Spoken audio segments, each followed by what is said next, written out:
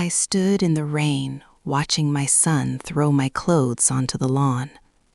Wait, no, that's not where this starts. That's where it ended up, later, when things got ugly. But the breaking of my heart? That happened quietly.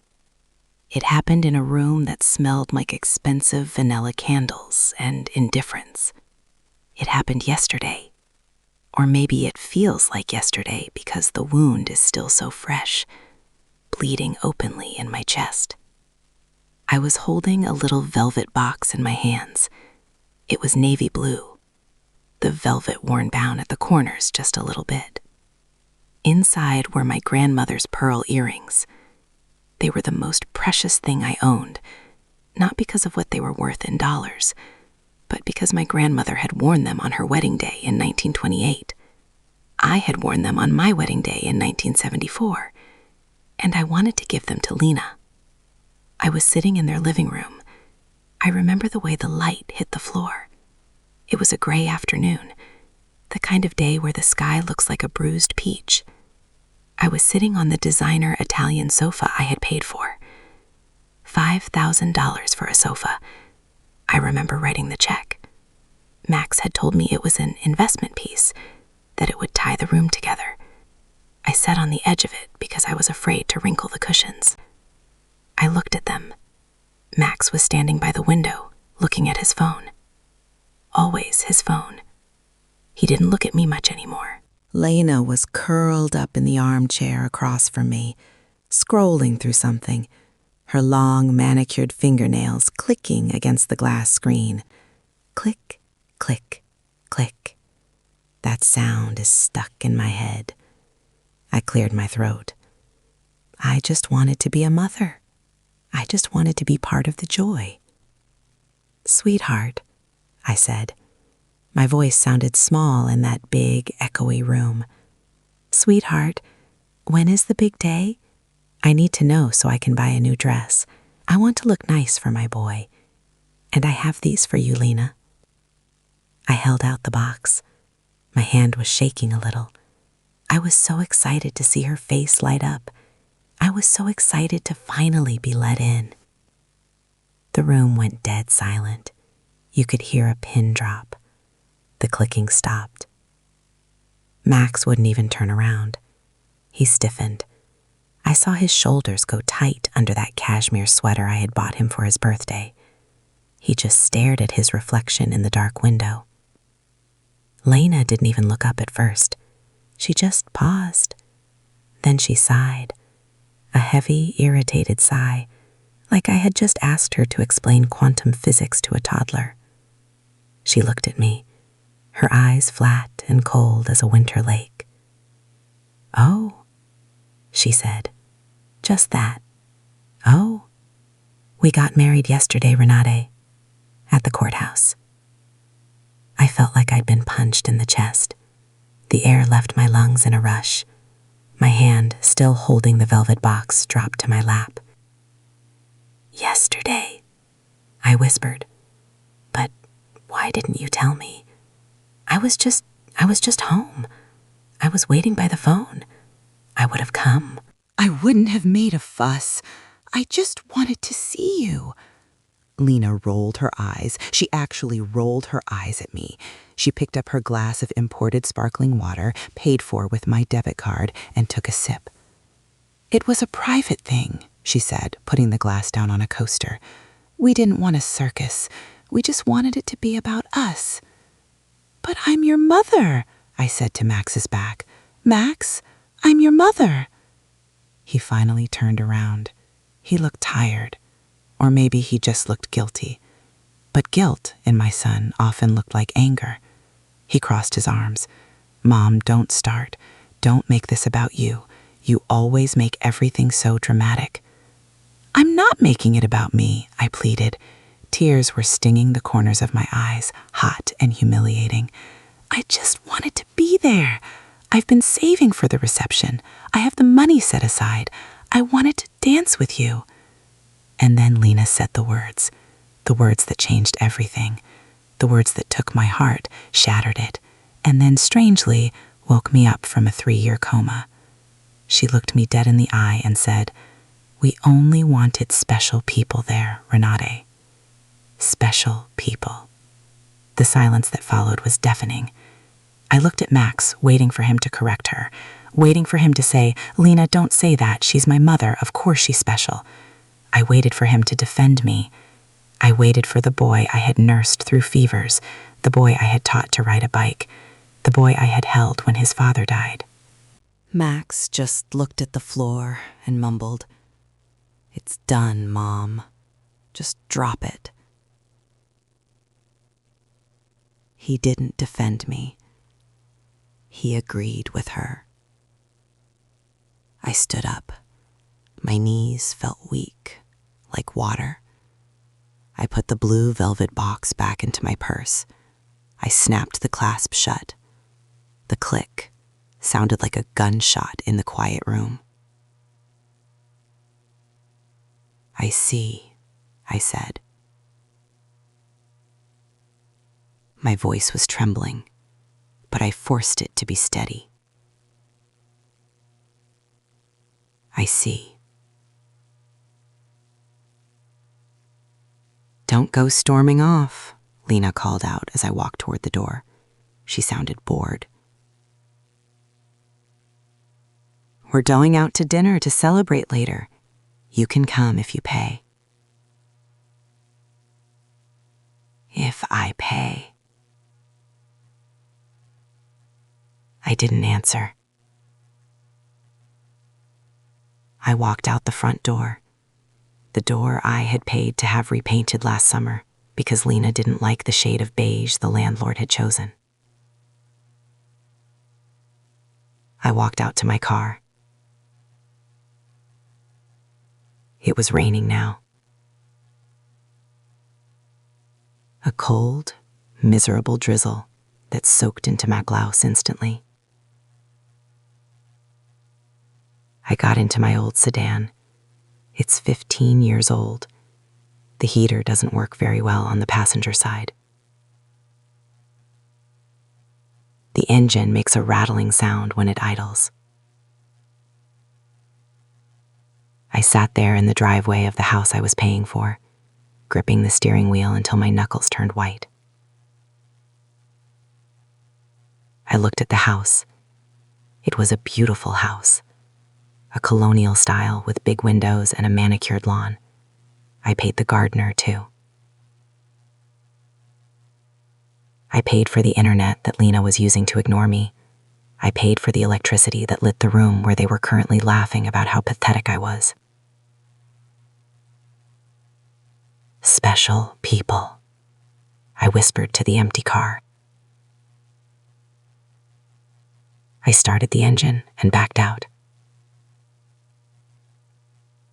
I didn't look back. The drive home is a blur in my memory, a wash of gray rain and red tail lights. I've lived in this town my whole life. I know every pothole, every turn. But that evening, everything looked foreign. It was like I was driving through a nightmare.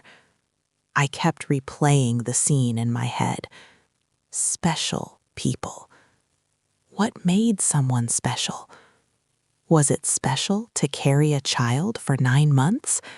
Was it special to work double shifts at the library after my husband Carl passed away, just so Max wouldn't have to take out student loans? Was it special to refinance my own home, the home I built with Carl, to give Max the down payment for a business that failed in 6 months? Apparently not. To them, special meant young. Special meant cool. Special meant people who didn't remind them of their obligations.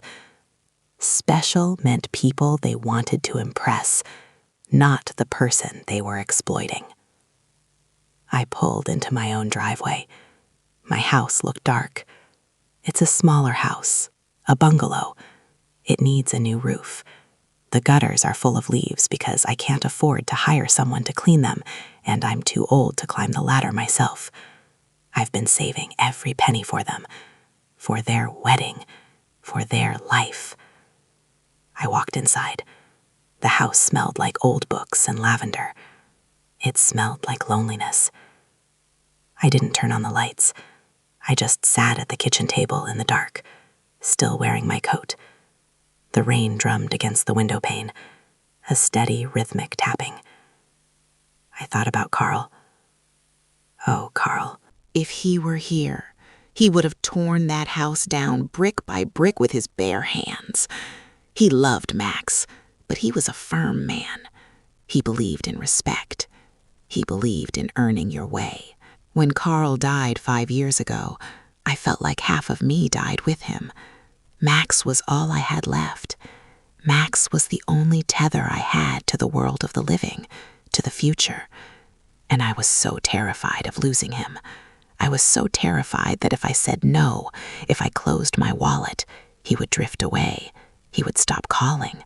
He would forget me. So I became the yes woman. Mom, can you help with rent? Yes. Mom, we need a new laptop. Yes. Mom, Lena needs a car.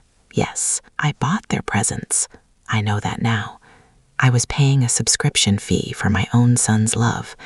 And like any subscription, if you stop paying, the service gets cut off. But today I realized I had been paying for a service that wasn't even real. I was paying for a hologram. I took the velvet box out of my purse again. I opened it in the dim light coming from the street lamp outside. The pearls glowed softly. My grandmother wore these when she married a coal miner during the Depression. They had nothing, but they had respect. They had love. I closed the box. I felt a tear finally roll down my cheek. It was hot and salty. And another. Then I was sobbing, great heaving sobs that shook my whole body. I cried for the dress I wouldn't buy. I cried for the dance I wouldn't have. I cried for the $33,400 I had drained from my savings account over the last 3 years. Wait, I stopped crying. I wiped my face with the rough wool of my sleeve. 33,400. The number floated in my mind.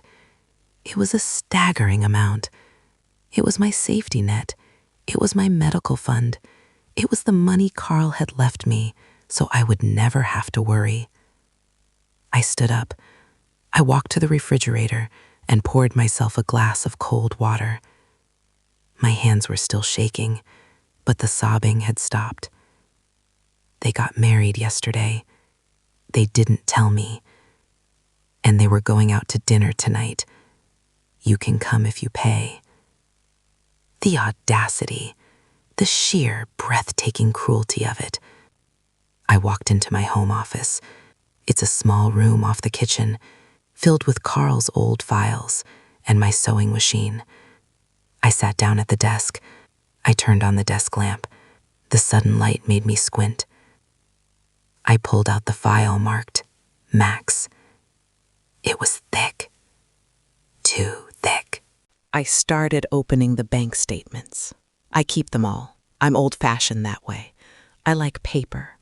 I like to see the numbers in black and white. January. Transfer to Max Richter. $1,200. Rent. February. Transfer to Max Richter. $1,200. Rent. Payment to Lux Furniture. $4,500. March. Transfer to Lena. $800. Car repair. Did the car ever actually break? April. May. June. The pages rustled in the quiet house. It was a sound of indictment. I saw the grocery bills, Whole Foods, Trader Joe's. I saw the liquor store charges. I saw the consulting fees Max claimed he needed for his career coaching. I looked at my own balance on the bottom of the latest statement. It was low, dangerously low. If the water heater broke tomorrow, I wouldn't be able to fix it. I had been setting myself on fire to keep them warm, and they were complaining about the smoke. I sat there for hours. The grandfather clock in the hall chimed 10, then 11, then midnight. I felt something shifting inside me, It wasn't anger. Anger burns hot and fast and then burns out. This was something colder. This was grief hardening into resolve. It was the steel in my spine that I thought had rusted away years ago. Special people, I said aloud again. My voice sounded different now, less like a victim, more like a judge delivering a verdict. I picked up a red pen. I circled the total at the bottom of the spreadsheet I had just scratched out on a notepad. $33,400. I looked at that number. That was the price of my dignity. That was the cost of my fear. I wasn't going to sleep tonight. I knew that. My mind was racing too fast. I felt a strange energy, a buzzing in my veins. I remembered something Mr. Klein, the bank manager, had told me a year ago. "Renate," he had said, looking concerned over his glasses, "you know you can set limits on these transfers, right? You're drawing down your capital very quickly." At the time, I had smiled and said, "Oh, it's just temporary, Mr. Klein, helping the kids get settled." Settled. They were settled all right. They were settled on my back, riding me like a mule. Tomorrow morning, the bank opened at 9 a.m. I looked at the clock. It was 1 a.m. 8 hours. I went to the kitchen and made a pot of coffee, strong coffee, the kind Carl used to drink before his early shifts. I wasn't going to bed. I had work to do. I went to the closet in the hallway and pulled out a box I hadn't touched in years. It was full of photos. I needed to see them. I needed to see when it had changed. I pulled out a photo of Max when he was 5. He was missing a front tooth, grinning at the camera, holding a muddy frog. He looked so sweet, so innocent. "I love you, Mama," he used to say. "I'm going to marry you when I grow up." I smiled sadly. "You can't marry me, baby," I had told him, "but you'll find someone wonderful." I found a photo from his high school graduation. He looked proud, his arm around me. But even then, I looked closer. His eyes weren't on me. They were looking over my shoulder, looking for his friends, looking for something better. And then, the first picture with Lena, 3 years ago. She was beautiful. I couldn't deny that. Tall, blonde, stylish. But in the photo, she was standing slightly in front of Max, blocking him, and Max was holding her purse. I remembered that day. It was the day they introduced me. We met at a cafe. Lena ordered the most expensive thing on the menu and then didn't eat it because it had gluten. I paid the bill. Of course I paid the bill. "Max says you're very generous," she had said. Not "nice to meet you," not "Max loves you." "Max says you're very generous." She had sized me up like a mark at a carnival, and I had walked right into the trap, smiling and waving. I put the photos away. I didn't want to look at the past anymore. The past was a foreign country where I had been a foolish tourist. I went to the bathroom and washed my face. The cold water felt good. I looked in the mirror. I saw an old woman. My hair was gray and thinning. I had deep lines around my mouth and eyes. My eyes looked tired, rimmed with red. But there was something else there, too. I straightened my back. I lifted my chin. "You are Renate Richter," I told the woman in the mirror. "You survived the blizzard of '78. You survived losing Carl. You survived a double mastectomy 10 years ago. You are not a doormat." I walked back to the kitchen. I sat down with my coffee and my red pen. I started making a list. Item 1, Go to the bank. Item 2. Call the phone company. Cancel the family plan. Item 3. Change the locks. Wait, change the locks? I hesitated. Max had a key. He had always had a key. It was his home, too. We only wanted special people there. The hesitation vanished. If I wasn't special enough to see him get married, he wasn't special enough to have access to my home at 3 a.m. whenever he wanted something. I wrote it down firmly. Item 3. Change the locks. The sun began to rise. A pale, watery light filtered through the kitchen curtains. The rain had stopped, but the world looked wet and cold. I showered and dressed. I didn't put on my usual comfortable sweatpants. I put on my gray wool trousers. I put on a silk blouse I usually saved for church. I put on my blazer. And then I put on the pearl earrings. I looked at them in the mirror. They didn't belong in a box, and they certainly didn't belong on Lena's ears. They belonged to me. They were a symbol of endurance. I grabbed my purse. I grabbed the file folder with the financial statements. I walked out to the car. The air was crisp. I took a deep breath. It tasted like ozone and wet earth. I backed out of the driveway. As I drove down the street, I passed the park where I used to push Max on the swings. I didn't feel the usual pang of nostalgia. I just felt focused. I was a woman on a mission. I pulled into the bank parking lot at 8:55 a.m. I was the first one there. I stood by the glass doors, waiting for them to unlock. Mr. Klein saw me through the glass. He waved, smiling, but then his expression changed when he saw my face. He saw the set of my jaw. He saw the red file folder. He unlocked the door. "Renate?" he said. "Everything all right? You're here early." I walked past him, straight to his desk. I didn't sit down. "Good morning, Mr. Klein," I said. "No, everything is not all right, but it's about to be." I placed the folder on his desk. "I need to make some changes," I said. "Drastic changes." He looked at me, then gestured to the chair. "Please, sit down.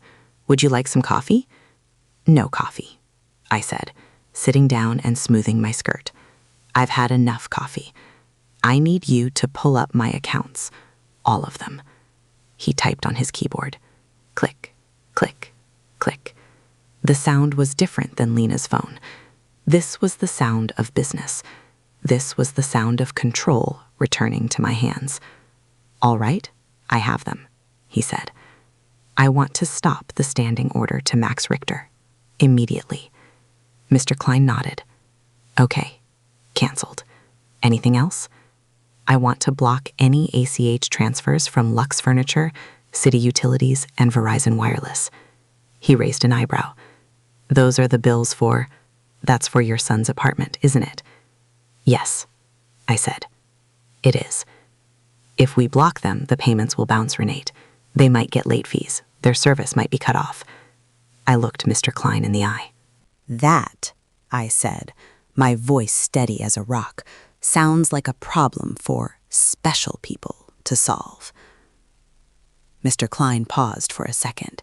He looked at me, really looked at me, and then a small, knowing smile tugged at the corner of his mouth. "Understood," he said. He hit the enter key. Click. Done. "One more thing," I said. "I want to revoke any power of attorney I might have signed, and I want to put a password on my account. Verbal confirmation only. From me. In person." "Smart," he said. "We can do that." When I walked out of the bank 20 minutes later, the sun had fully broken through the clouds. It was blindingly bright. I stood on the sidewalk and took a deep breath. My bank account was locked down. The flow of money, the lifeblood I had been pumping into their parasitic lifestyle, had been severed. I felt a phantom pain, like a limb had been cut off. It was the pain of severing the codependency. But beneath the pain, there was something else. Relief. I felt lighter. I felt like gravity had loosened its grip on me. I got back in my car. My phone buzzed in my purse. I looked at the screen. Incoming call. Max. My heart jumped into my throat. It was instinct. Pavlovian response. Max is calling. I must answer. He might need me. My thumb hovered over the green button. I let it ring. Ring, ring, ring. It went to voicemail. Then a text came through. Max. Mom? The electric bill autopay just failed. What's going on? Fix it. Fix it, he said. Not please. Not, are you okay? Just fix it. I looked at the phone. I looked at the block contact option. No, I wouldn't block him yet. I wanted to see this. I needed to see them realize that the ATM was out of order. I typed a reply. My fingers were steady. Me. I can't fix it, Max. I'm not special enough to handle your bills anymore. I hit send. Then I turned the phone off. I started the car. I had one more stop to make before I went home. The hardware store. I needed new locks. As I drove, I turned on the radio. Usually I listen to talk radio or classical music, but today I spun the dial until I found some rock and roll. I turned it up. The drums kicked in. I tapped my fingers on the steering wheel. The war had begun, and for the first time in 3 years, I wasn't the casualty. I was the general. I drove to the hardware store, Henderson's Hardware, on Main Street. It's one of those places that still smells like sawdust and oil, where you can buy a single nail if that's all you need. Old Mr. Henderson was behind the counter. He's been there since I was a girl. Morning, Renee, he said, adjusting his glasses. What can I do for you? Light bulb burned out? I need locks, Bill, I said. Deadbolts, the heavy-duty kind, and I need them for front and back doors. He looked at me, a little surprised. In our neighborhood, people used to leave their doors unlocked during the day. Everything okay? You hear about some burglaries? I looked at a display of shiny brass locks. They looked strong. They looked impenetrable. No burglaries, I said softly. Just a draft. I need to keep the cold out. He didn't pry. He just nodded and handed me the boxes. These are the best. Reinforced strike plates. You'd need a battering ram to get through these. Good, I said. That's exactly what I need. I drove home. The house was still quiet. I got my screwdriver from the toolbox in the garage. Carl had taught me how to change a lock 30 years ago. You never know when you'll need to be secure, he had said. Oh, Carl, you are always right. I worked methodically, unscrewing the old mechanisms. The brass felt cold in my hands. As I pulled the old lock out of the front door, the lock that Max had a key to, the key he had used to come in and raid my fridge or drop off his laundry without asking, I felt a pang of guilt. It's hard, honey. It is so hard to lock your child out. Every instinct in a mother's body says, open the door, let them in, feed them, warm them. But then I remembered the text. Fix it. Not mom. Just a command to a machine. I slid the new deadbolt into place. I tightened the screws. I tested it. Click, thud. It was a solid, heavy sound. The sound of a boundary finally being set. I did the back door next, then the side door to the garage. By noon, my house was a fortress. I went inside and made myself a sandwich. I sat in the living room and turned my phone back on. It vibrated instantly, then again and again. It danced across the coffee table like a possessed thing. 37 missed calls, 52 text messages. Most were from Max, a few from Lena. I didn't read them all. I just skimmed the preview screens. Max, Mom, pick up. Max, the card was declined at the gas station. This is embarrassing. Max, Lena is crying. She thinks you hate her. Lena, you can't just cut us off. We have a contract. You said you'd help. Max, I'm coming over. I'm coming over. I looked at the time on the message. It was sent 20 minutes ago. They lived about 30 minutes away. I felt my heart start to hammer against my ribs. Thump, thump, thump. The old fear started to rise up. The fear of conflict. The fear of his anger. Max had a temper. He never hit me, never that. But he could shout. He could make you feel like you were the smallest person in the world. I took a deep breath. No, I whispered. Not today. I went to the kitchen and poured another cup of coffee. I sat down in my armchair, the one facing the front window, and I waited. 10 minutes later, I heard it. The sound of a car engine revving too high. Tires crunching on gravel. I looked through the sheer curtains. It was Max's car, a sleek black sports sedan. I paid the lease on that car, $600 a month. Max jumped out of the driver's side. He slammed the door so hard the car shook. He was wearing his expensive suit, but his tie was loosened and his face was red. Lena got out of the passenger side. She was wearing big sunglasses, even though it wasn't sunny anymore. She looked stiff, like a coiled snake. They marched up the walkway. They didn't look like family coming to visit. They looked like debt collectors coming to break kneecaps.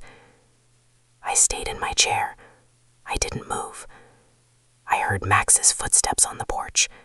Heavy, angry. Then the sound of a key sliding into the lock. Scritch, scratch. He tried to turn it. Nothing. He jiggled it.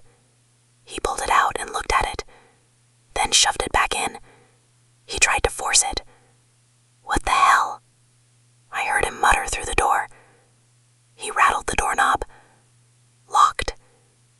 Then the pounding started. Bang, bang, bang. Mom, open the door. I know you're in there. I saw your car. I took a sip of my coffee.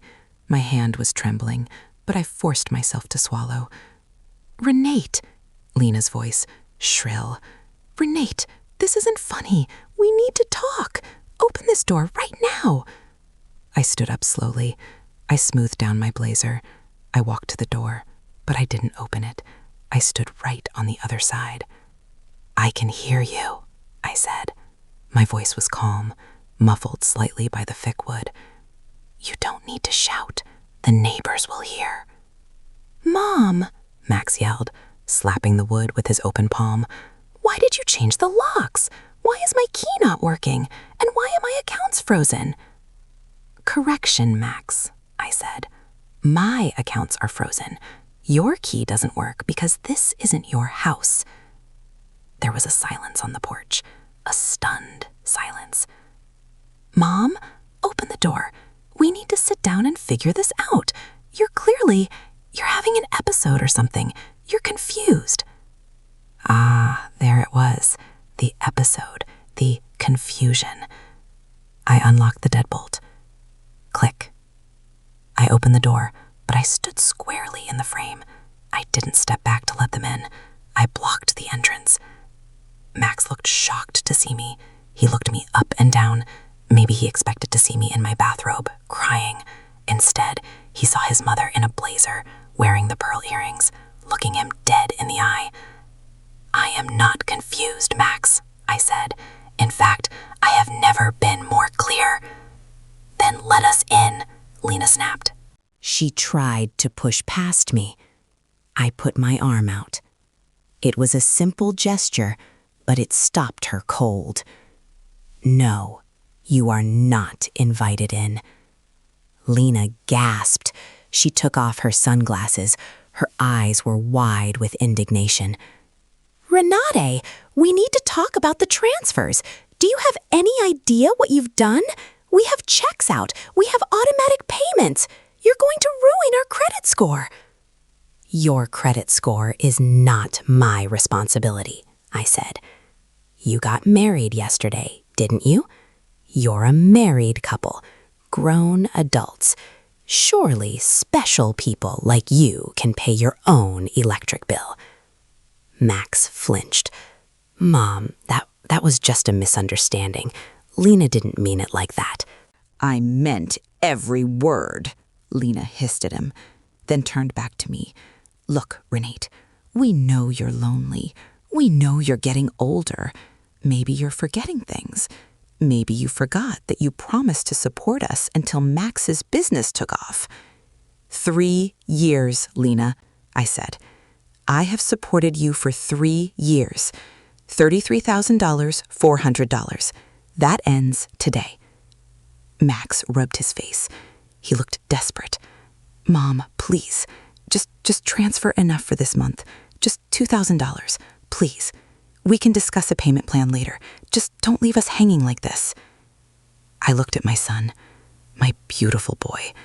I saw the panic in his eyes, and for a second, my heart wavered. I could just write him a check. It would be so easy to make the panic go away. But then I looked at Lena. She was tapping her foot. She wasn't looking at me with concern. She was looking at her watch. She was annoyed that this robbery was taking so long. "No," I said. Max's face hardened. The desperation turned into something ugly. "You're being selfish," he spat. "Dad would be ashamed of you." The slap didn't happen on my face, but it felt like it. The air left my lungs. "Don't you dare," I whispered. "Don't you dare speak his name. Your father worked himself to the bone to build this life. He can work for you to squander it on Italian leather and organic kale while your mother eats canned soup." "You're clearly unstable," Lena said, stepping forward, her voice changing to a fake, soothing tone that was even more terrifying. Max, look at her. She's shaking. She's irrational. She's paranoid. She looked at me like I was a rabid dog that needed to be put down. "Renate, we're going to call a doctor, or maybe the police. You're a danger to yourself. You're locking family out. You're cutting off resources. These are signs of dementia." My blood ran cold. They were doing it. They were playing the card. "Get off my porch," I said. "We're not leaving until you transfer the money," Max said, crossing his arms. He planted his feet. He was a big man. He was trying to intimidate me. "Then I will call the police," I said. Lena laughed, a cruel, sharp bark. "Go ahead, call them. Tell them your son came to visit and you're holding him hostage outside. Tell them you're stealing his money. See who they believe, the successful young couple or the crazy old lady who lives alone." I didn't hesitate. I pulled my phone out of my pocket. "Let's find out," I said.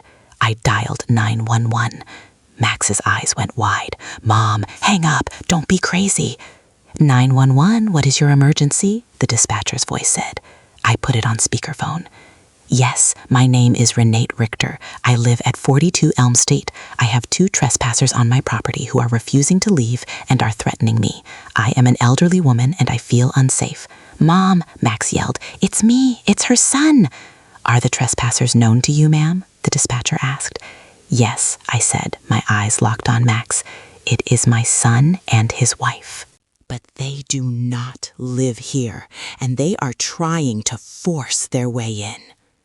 Okay, Renate, we have an officer nearby. Stay on the line. Max looked at Lena. She actually did it. She actually called the cops. Lena looked furious. Fine, let them come. We'll tell them the truth, that she's mentally incompetent and needs a wellness check. We stood there in a standoff for 5 minutes, the longest 5 minutes of my life. Max paced back and forth on the porch. Lena typed furiously on her phone. I stood in the doorway, my hand on the doorknob, ready to slam it shut if they moved an inch. Then a cruiser pulled up. It wasn't a stranger. It was Officer Miller. I've known Jim Miller since he was a Cub Scout. He's in his 40s now, balding, with a kind face. He walked up the path, his hand resting on his belt. Afternoon, everyone, he said. He looked at Max, then at me. Everything all right here, Mrs. Richter? No, Jim, I said. These people are harassing me. I asked them to leave, and they refused. She's crazy, officer, Lena burst out. She put on a performance instantly, tears welling up in her eyes. She's having a breakdown. We came to check on her because she's been acting so strange. She cut off all contact. She changed the locks. We're just worried about her safety. Jim looked at Lena. He listened patiently. Then he looked at Max. That true, son? You worried about your mom? Yes, Max said, seizing the narrative. She's not herself. She's forgetting things. She thinks we're stealing from her. It's paranoid delusions. Jim turned to me. He looked me in the eye. He saw the clear gaze. He saw the steady hands. He saw the clean house behind me. Mrs. Richter? He asked gently. Do you know what day it is? It is Tuesday, Jim, I said, October 14th, and I am not having a breakdown.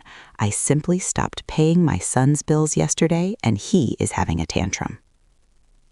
Jim's eyebrows went up. He looked back at Max. Max's face turned a deep shade of crimson. Is that what this is about? Jim asked Max. Money? It's about agreements, Max stammered. She has obligations. Jim chuckled, a dry, humorless sound. Son, unless you have a contract signed by a judge, your mother doesn't have an obligation to give you a dime. She's a grown woman. He turned to Lena. And ma'am, being worried doesn't give you the right to pound on someone's door if they don't want you there. That's trespassing.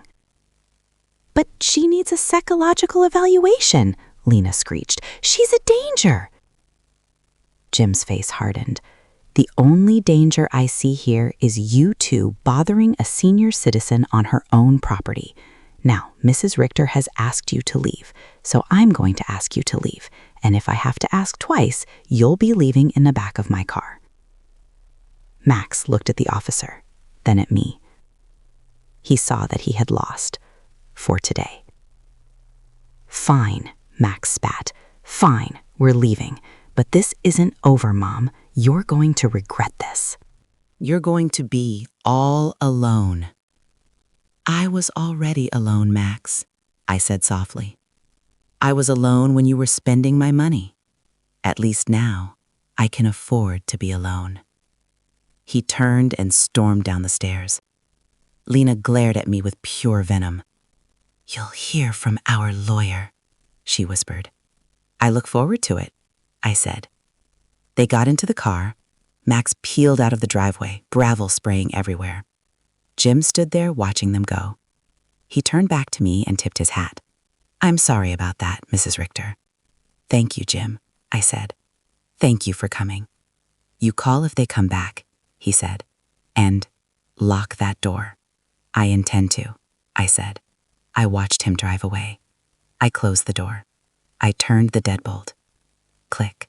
I leaned my forehead against the cool wood of the door. My legs finally gave out, and I slid down to the floor.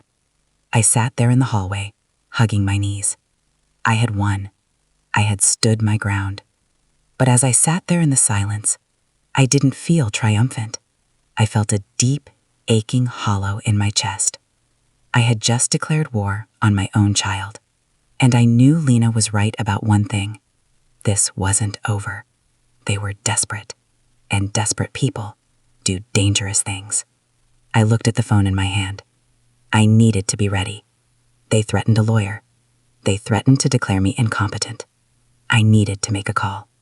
Not to the police this time, but to Mr. Weber, the best elder law attorney in the state. I stood up. I wiped my face. The sun was setting, casting long shadows across the floor.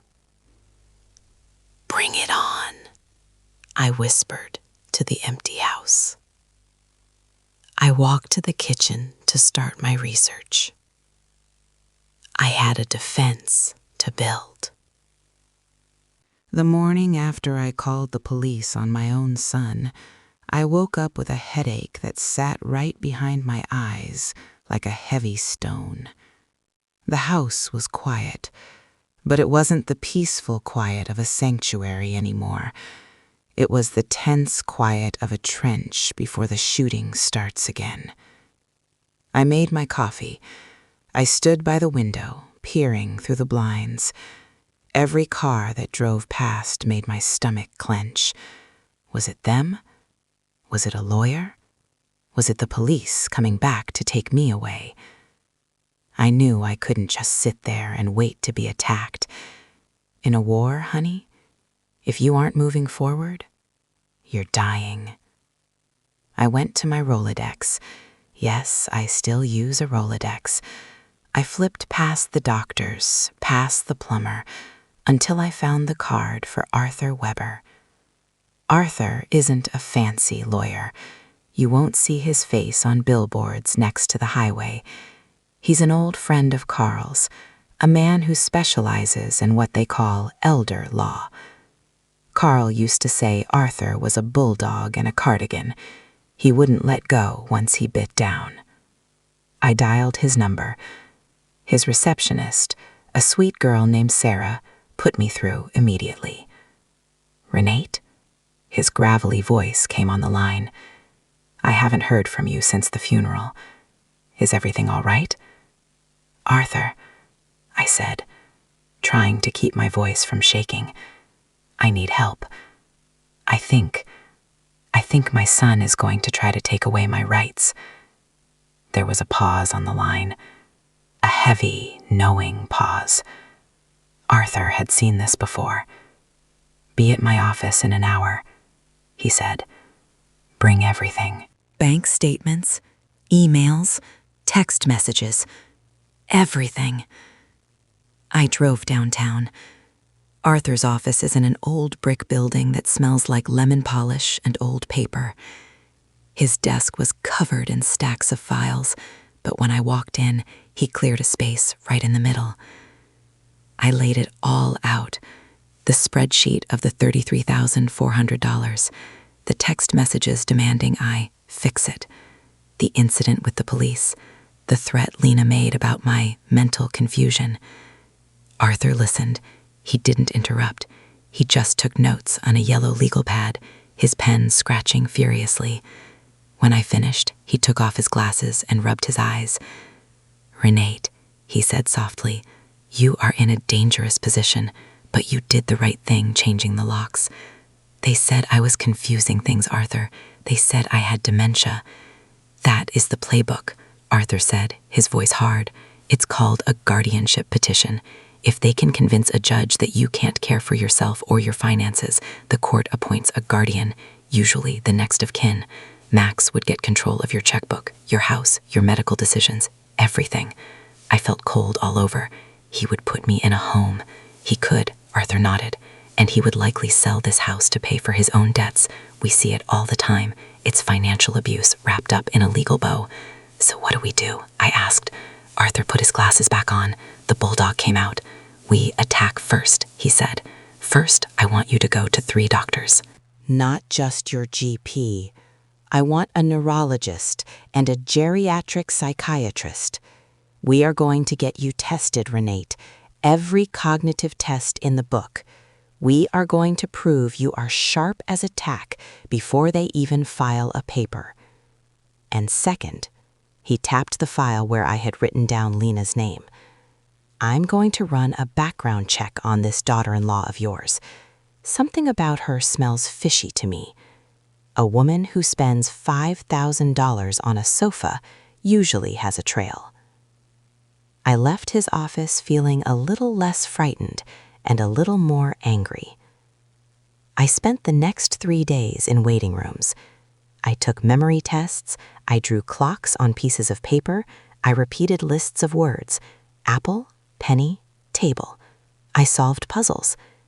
It was humiliating, in a way, to have to prove you are sane just because you decided to stop giving money to your children. But I did it.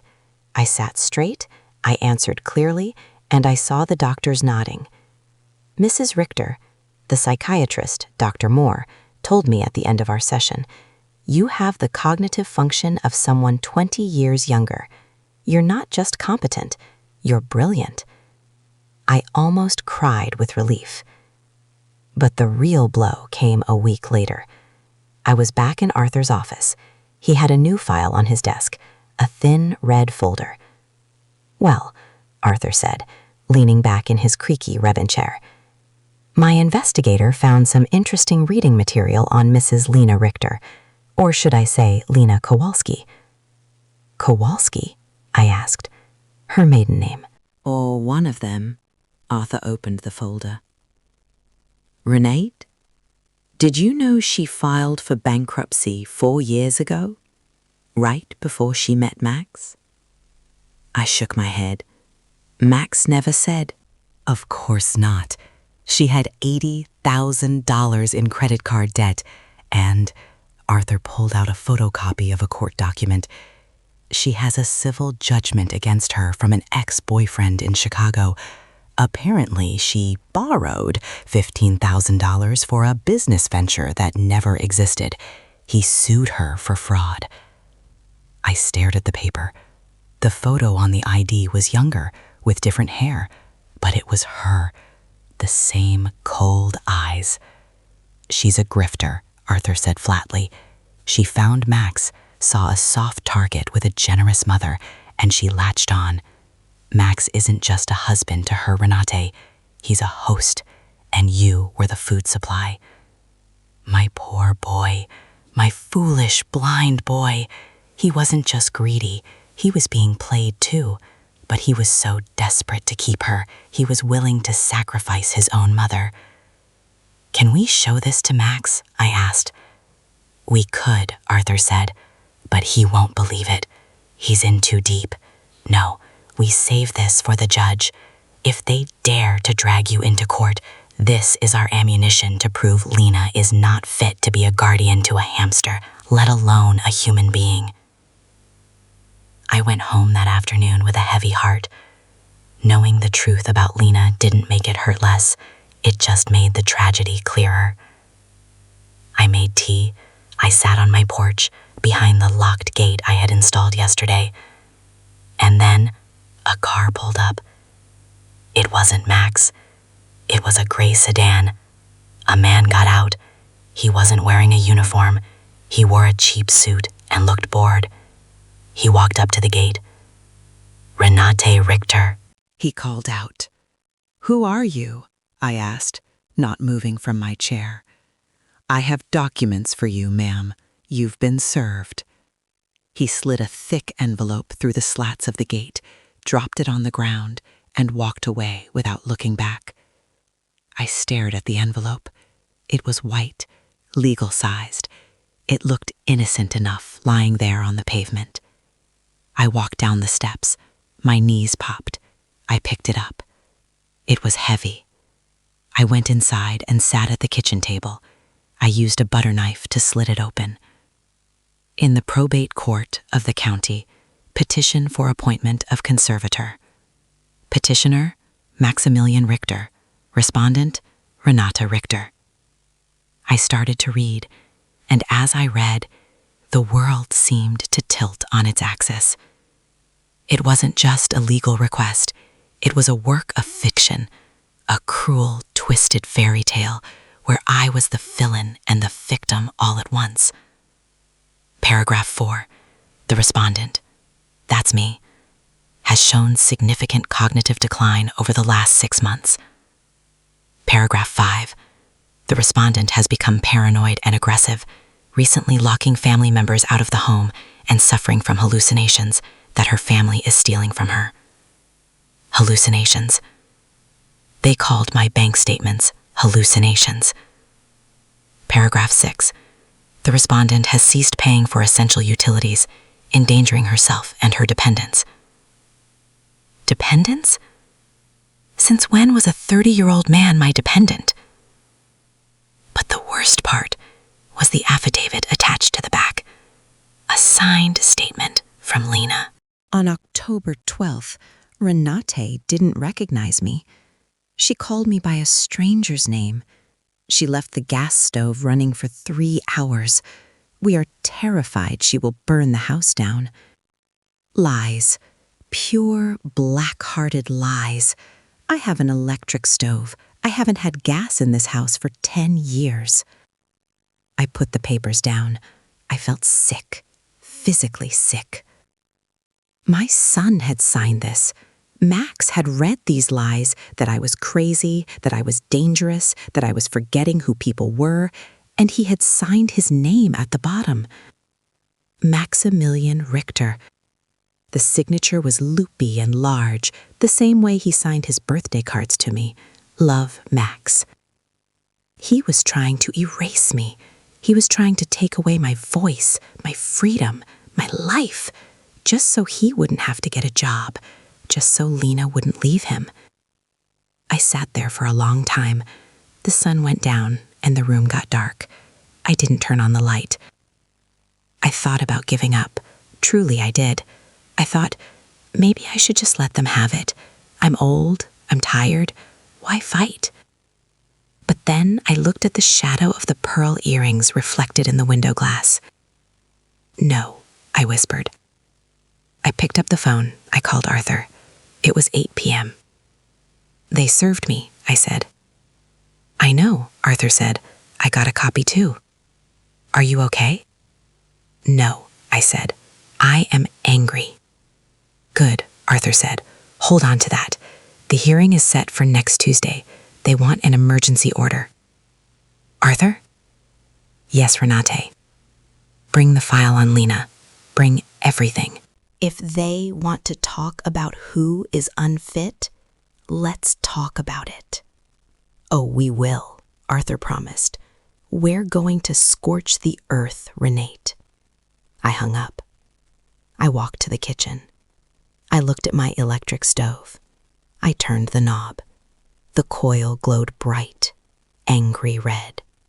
I wasn't the one who was going to get burned.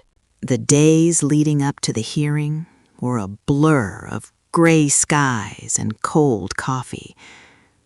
I didn't sleep much. How could I? I spent the nights walking the halls of my house, touching the walls, touching the frames of the pictures. Even when you have the truth on your side, you never know what a judge will decide. The law is a strange machine. Sometimes it protects the innocent, and sometimes it chews them up. Tuesday morning arrived with a sky the color of a bruise. I dressed like I was going to a funeral, but not mine. I wore my navy blue suit, the one with the sharp collar. I pinned my grandmother's pearls to my ears. I put on my lipstick, a shade called Victory Red. A little silly, maybe, but I needed every bit of armor I could find. Arthur picked me up. He drove a big, comfortable car that smelled of peppermint. He didn't say much on the drive. He just patted my hand once and said, "Steady, Rennie. Keep your face still. Don't let them see you cry." We walked up the courthouse steps. The building was massive, stone columns reaching up into the clouds. It felt designed to make you feel small, to make you feel powerless. And there they were, standing near the metal detectors, Max and Lena. They looked perfect. That's the only word for it. Max was in a charcoal suit, looking somber and responsible. Lena was wearing a modest dress, something she must have bought just for this, because I've never seen her cover her knees in my life. She had her hair pulled back. She looked like a grieving daughter. When they saw me, Lena grabbed Max's arm. She whispered something to him.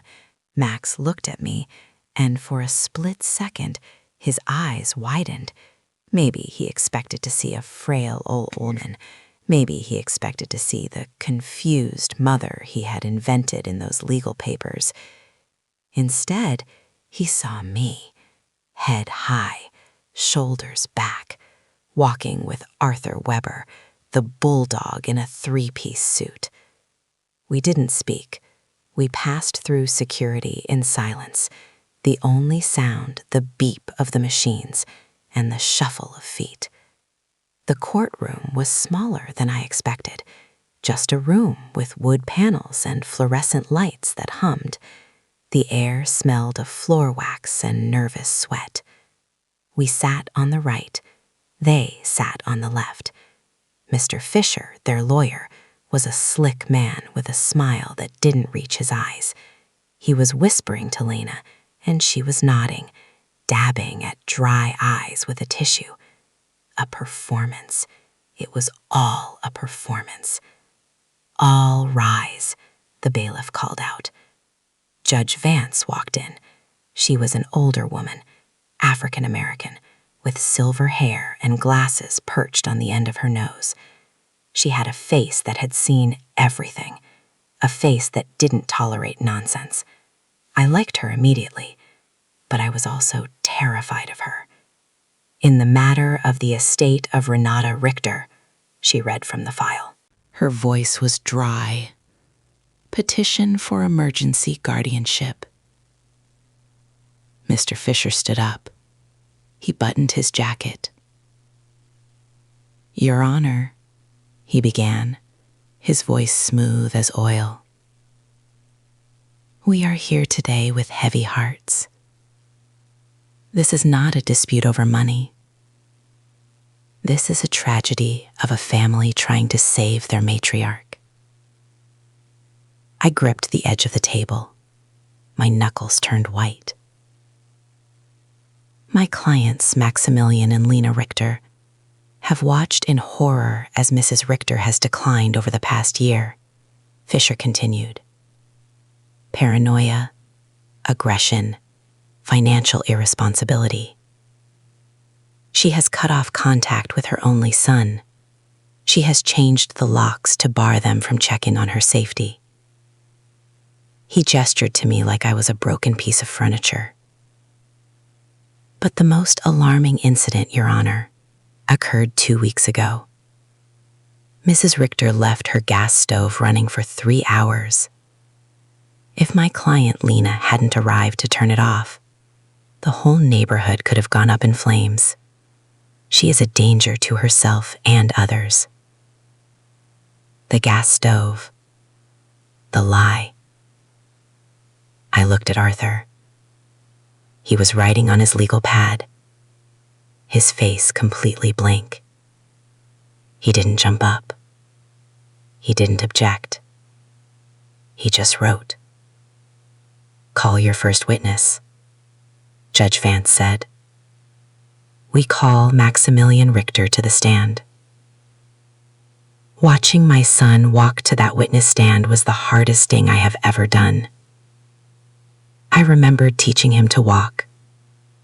I remembered him taking his first wobbly steps in the kitchen, reaching out for my hands. Now he walked past me without looking, to sit in a chair and swear on a Bible to tell the truth. Max, Mr. Fisher asked gently, tell the court about your relationship with your mother. Max cleared his throat. He looked at his hands.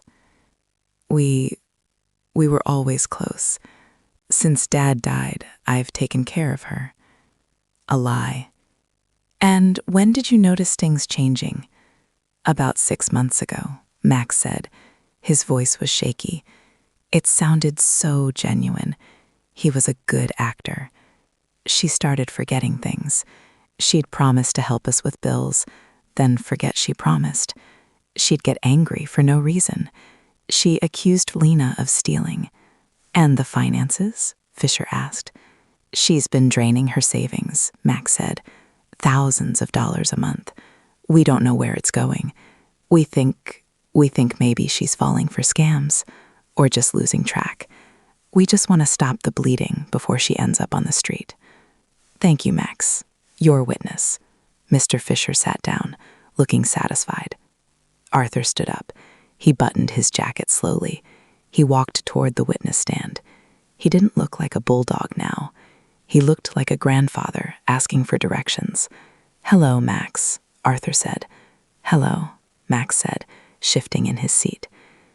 You say you've been taking care of your mother since your father died? Yes, Max said, checking on her, managing things. Managing things, Arthur repeated. Interesting choice of words. Max, are you employed? Mr. Fisher stood up. Objection. Relevance? It goes to the witness's credibility and motivation, Your Honor, Arthur said calmly. Overruled, Judge Vance said. Answer the question. Max's face went a little pink. I'm a consultant. I'm between projects right now. I see, Arthur said. And in the last 3 years, how much money has your mother transferred to you and your wife? Max blinked. I don't know the exact number. She helped us out a little. A little? Arthur walked back to our table and picked up a piece of paper. Would you say $33,400 is a little? Max swallowed hard. You could see his Adam's apple bob. That sounds high. It's not a guess, Max. It's math, Arthur said. And are you aware that the day before you filed this petition, claiming she took these payments? That's a coincidence, Max stammered. We filed because of the safety issues, because of the stove. Ah, yes, the stove, Arthur said. He smiled. It wasn't a nice smile. We'll get to the stove. Arthur turned back to the judge. No further questions for this witness. Max practically ran off the stand. He looked sweaty. He sat down next to Lena, and she hissed something in his ear. She looked furious. Call your next witness, Judge Vance said. We call Lena Richter, Mr. Fisher said. Lena walked up. She was composed. She smoothed her skirt. She looked the judge right in the eye. She was dangerous, this one. She believed her own lies. Lena, Mr. Fisher said, tell us about the incident on October 12th.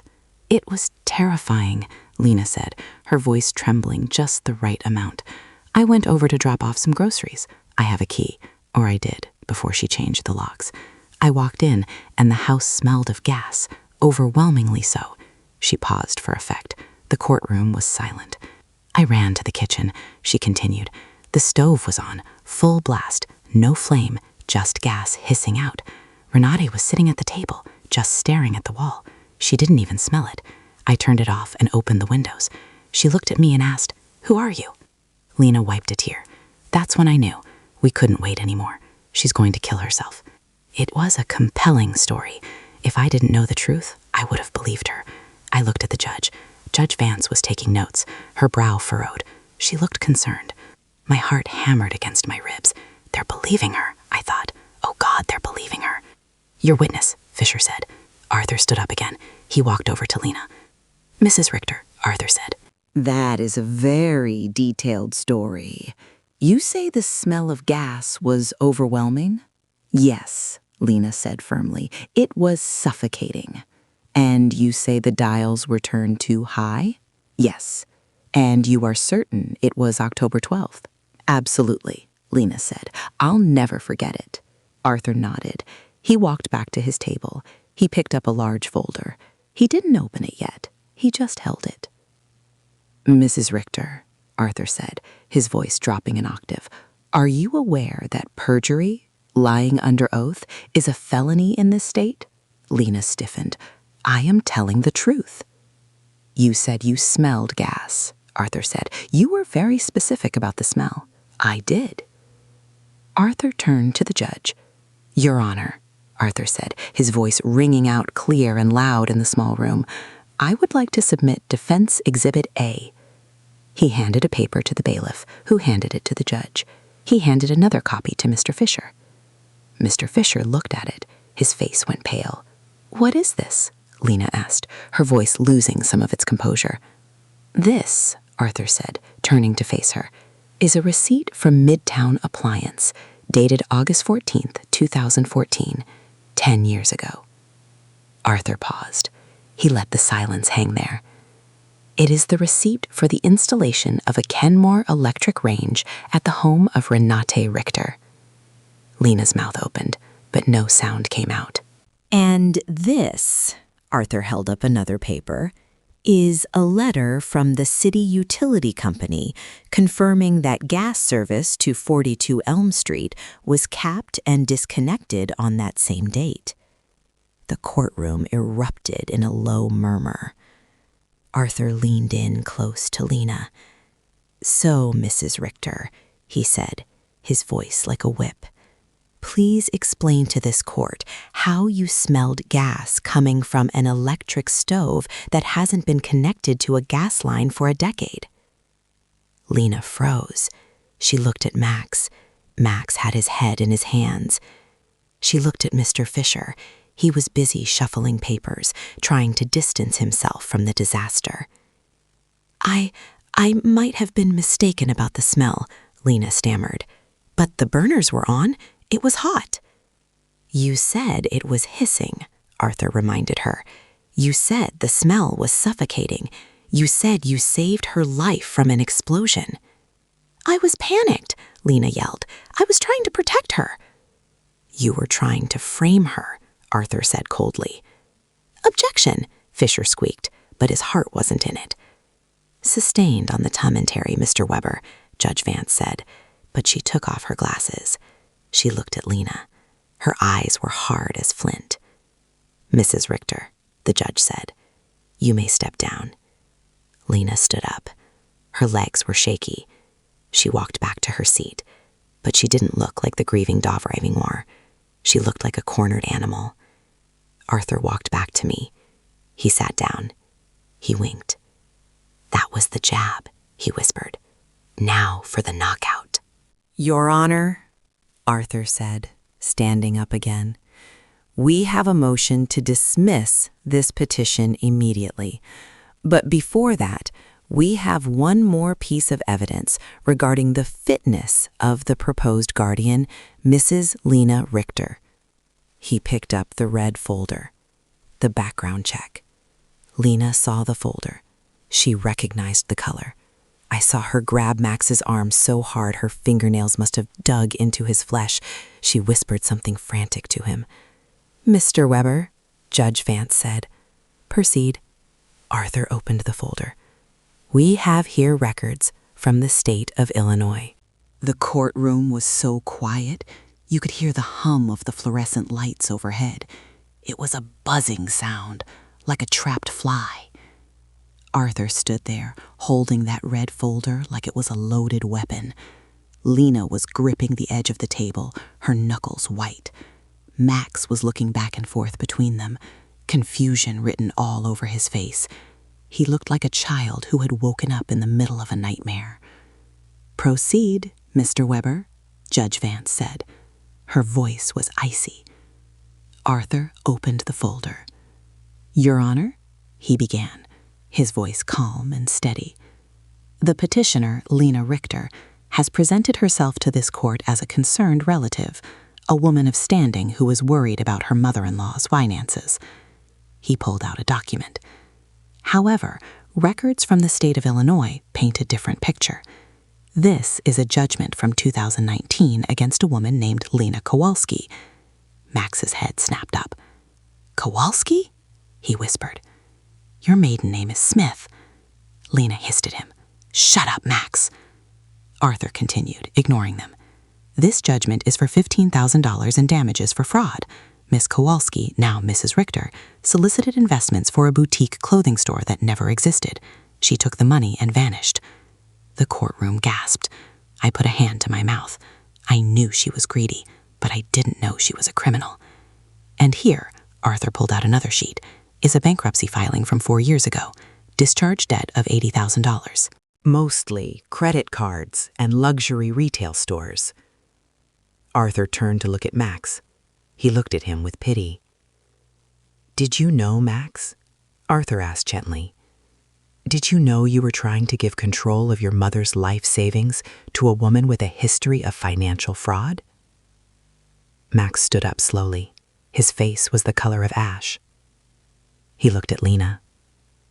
You told me. His voice cracked. You told me your family was in oil. You told me you had a trust fund that was tied up in probate. I did it for us, Lena screeched. Her mask was gone completely now. Her face was twisted and ugly. I needed a fresh start, and your mother has all that money just sitting there, rotting in that old house. She doesn't even spend it. We deserve it more than she does. Order. Judge Vance banged her gavel. Bang. Bang.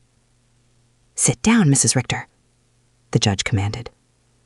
Lena sat, fuming, crossing her arms. Max slumped into his chair, putting his head in his hands. He looked broken. Judge Vance adjusted her glasses. She looked at the papers Arthur had submitted. Then she looked at the petitioners. I have heard enough, she said. Her voice rang out with the authority of God. This petition, she held up the file Max and Lena had signed, is not only baseless, it is malicious. It is a work of fiction designed to strip a competent, independent woman of her rights. She looked at Lena. Mrs. Richter, you have perjured yourself in my courtroom today regarding the gas stove. I am referring the transcript of this hearing to the District Attorney's Office for review. You may be facing criminal charges. Lena paled. Her mouth dropped open. Then the judge looked at Max. And this, honey, was the hardest part to watch. Mr. Richter, she said, you signed this. You swore on a Bible that your mother was incompetent. You let your wife fabricate stories about a woman who, by all accounts, has done nothing but support you. Max didn't look up. He couldn't. The petition for guardianship is dismissed with prejudice, Judge Vance declared. That means you cannot file this again. Furthermore, I am granting a temporary restraining order. You are to stay away from Renee Richter and her property until further notice. She turned to me. Her expression softened. Mrs. Richter, I am sorry you've had to go through this. You are free to go. Thank you, Your Honor, I whispered. Judge Vance banged the gavel one last time. Court is adjourned. The sound echoed like a gunshot ending the war. Arthur closed his folder. He turned to me and smiled. We did it, Renee. I tried to smile back, but my face felt stiff. We had won. The enemy was defeated. But the enemy was my son. We walked down the aisle. I held my head high, the pearl swinging against my neck. Max was still sitting at the table. Lena was yelling at Mr. Fisher, her lawyer, who was frantically packing his briefcase to get away from her. As we reached the heavy wooden doors at the back of the courtroom, I heard footsteps running behind us. Mom! Mom, wait! It was Max. Arthur stepped in front of me, blocking him. Back off, Max. The judge just issued a restraining order. I just want to talk to her, Max pleaded. He looked frantic. His tie was crooked. He looked like the little boy who used to come running to me when he scraped his knee.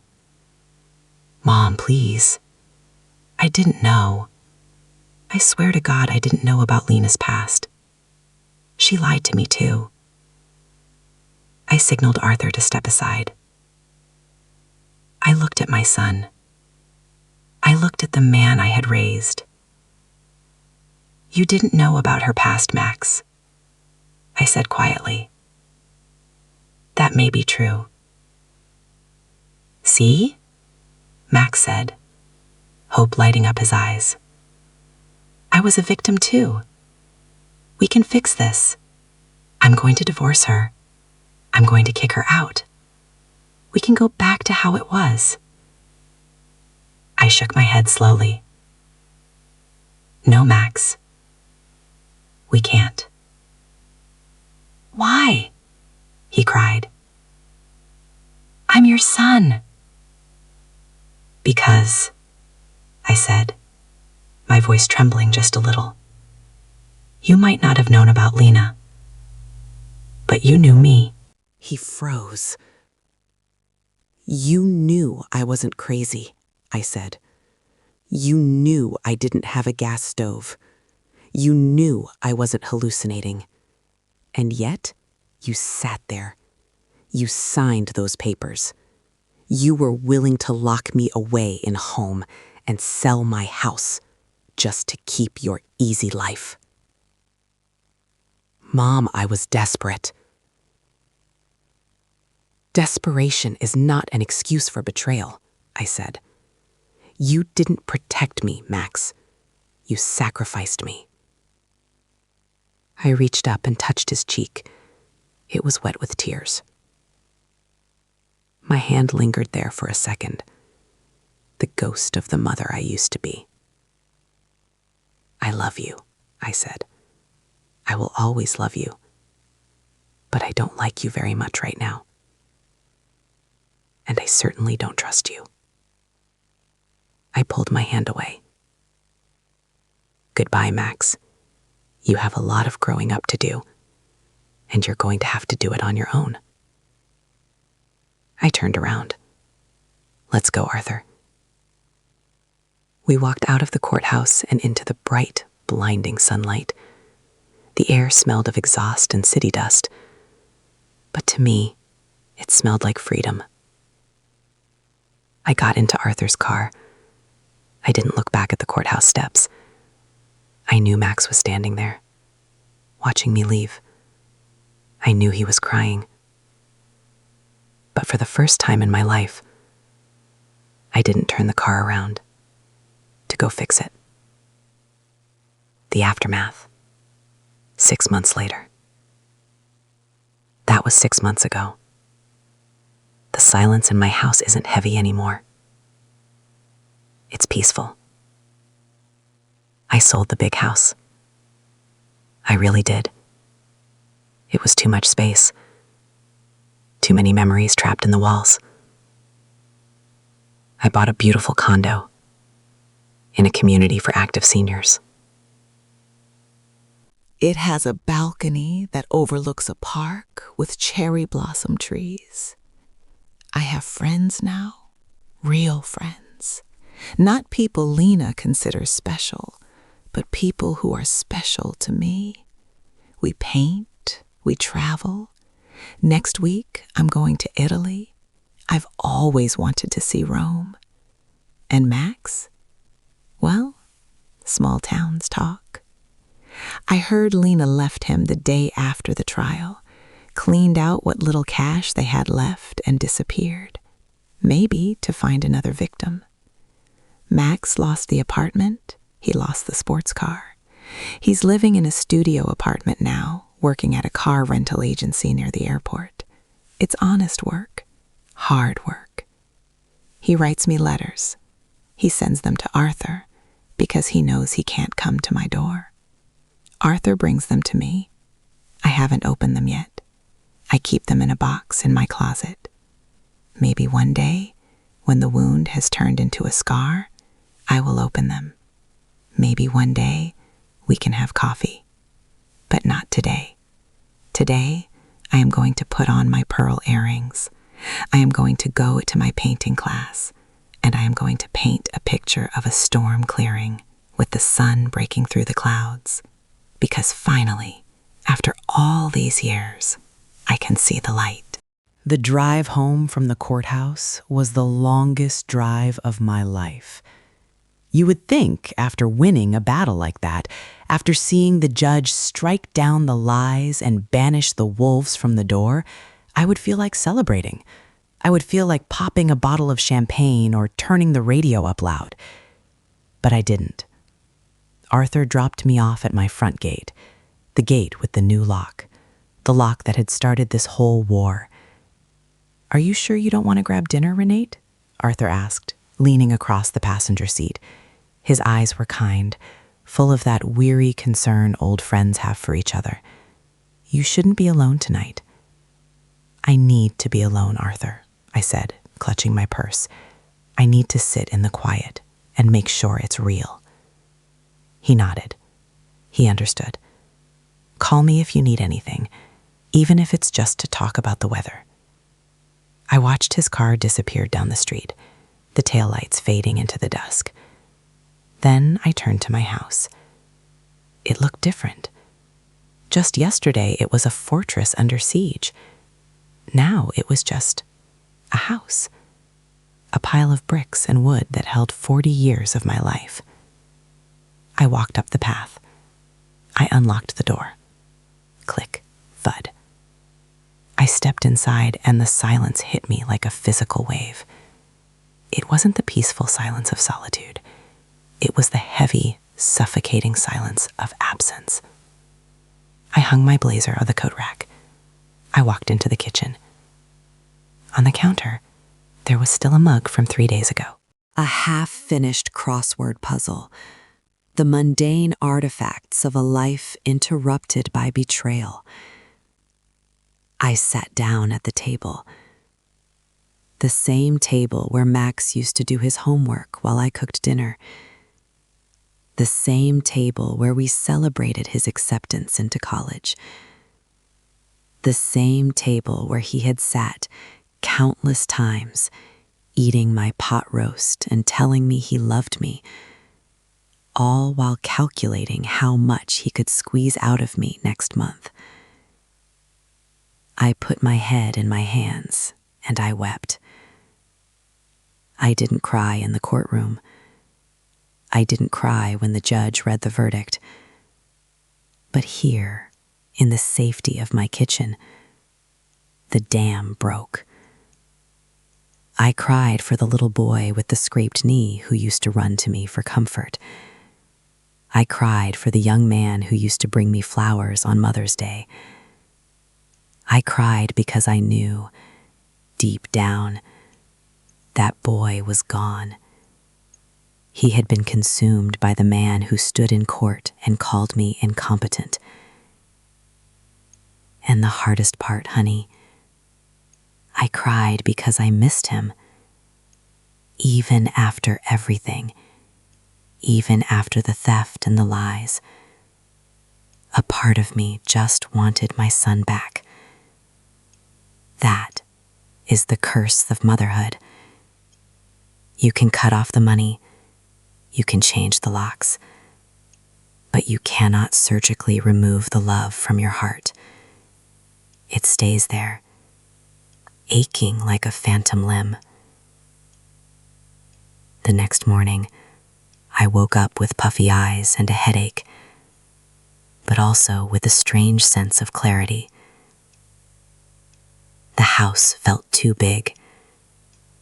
Every room was a trap. The living room reminded me of Christmas mornings. The hallway reminded me of the time Carl slipped and broke his ankle, and Max and I had laughed so hard while helping him up. The spare bedroom? Well, that was Max's old room. I hadn't gone in there in months. I made my coffee. I stood in the hallway, staring at the door to Max's old room. I turned the knob. It smelled of dust and old trophies. There were posters on the wall from bands that broke up 20 years ago. There was a shelf full of participation trophies from Little League Baseball. I walked over to the bookshelf. I picked up a photo frame. It was Max and me at his high school graduation. We looked so happy. "Who are you?" I whispered to the boy in the photo. "When did you change?" I realized then that I couldn't stay here. This house was a museum of a family that no longer existed.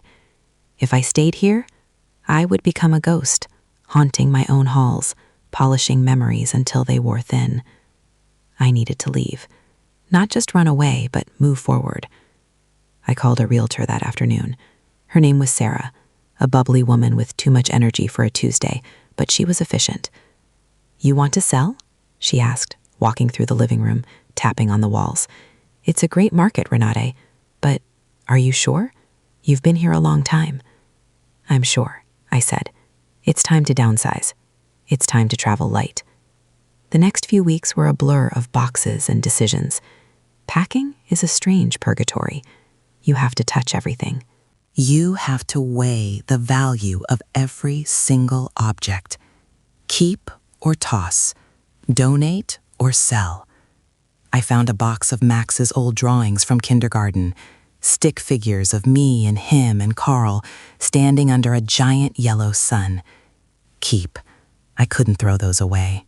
Not yet. I found the receipt for the gaming computer I bought him for his 16th birthday. It cost a fortune back then. Toss.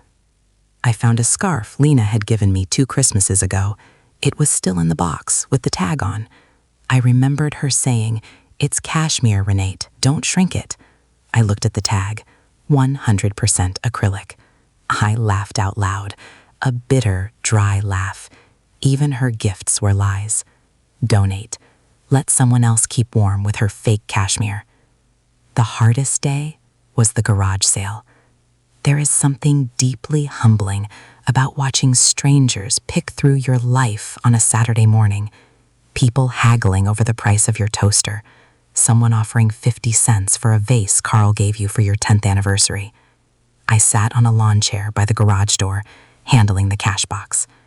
My neighbor, Mrs. Higgins, the one Lena had tried to recruit against me, came waddling up the driveway. She looked sheepish. "Renate," she said, picking up a ceramic bowl. I heard about the court case. The police officer told my husband what happened." I looked at her over the rim of my sunglasses. "Did he?" "Yes," she shifted her weight. "I just wanted to say, I'm sorry. Lena came over here with such a story. She was crying." "She said you were dangerous." I almost believed her. "Almost is the key word, Brenda," I said softly. "But thank you.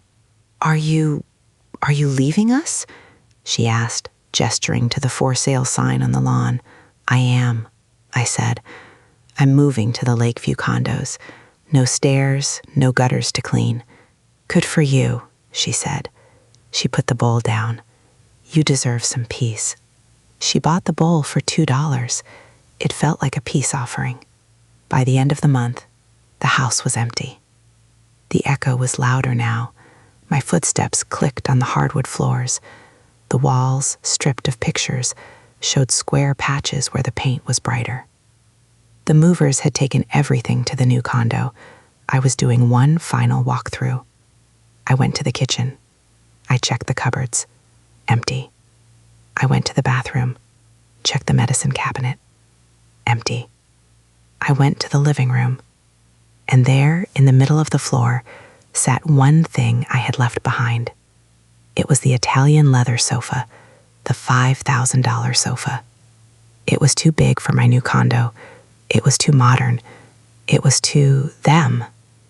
I had tried to sell it, but no one wanted to pay what it was worth, and I couldn't bear to look at it in my new life.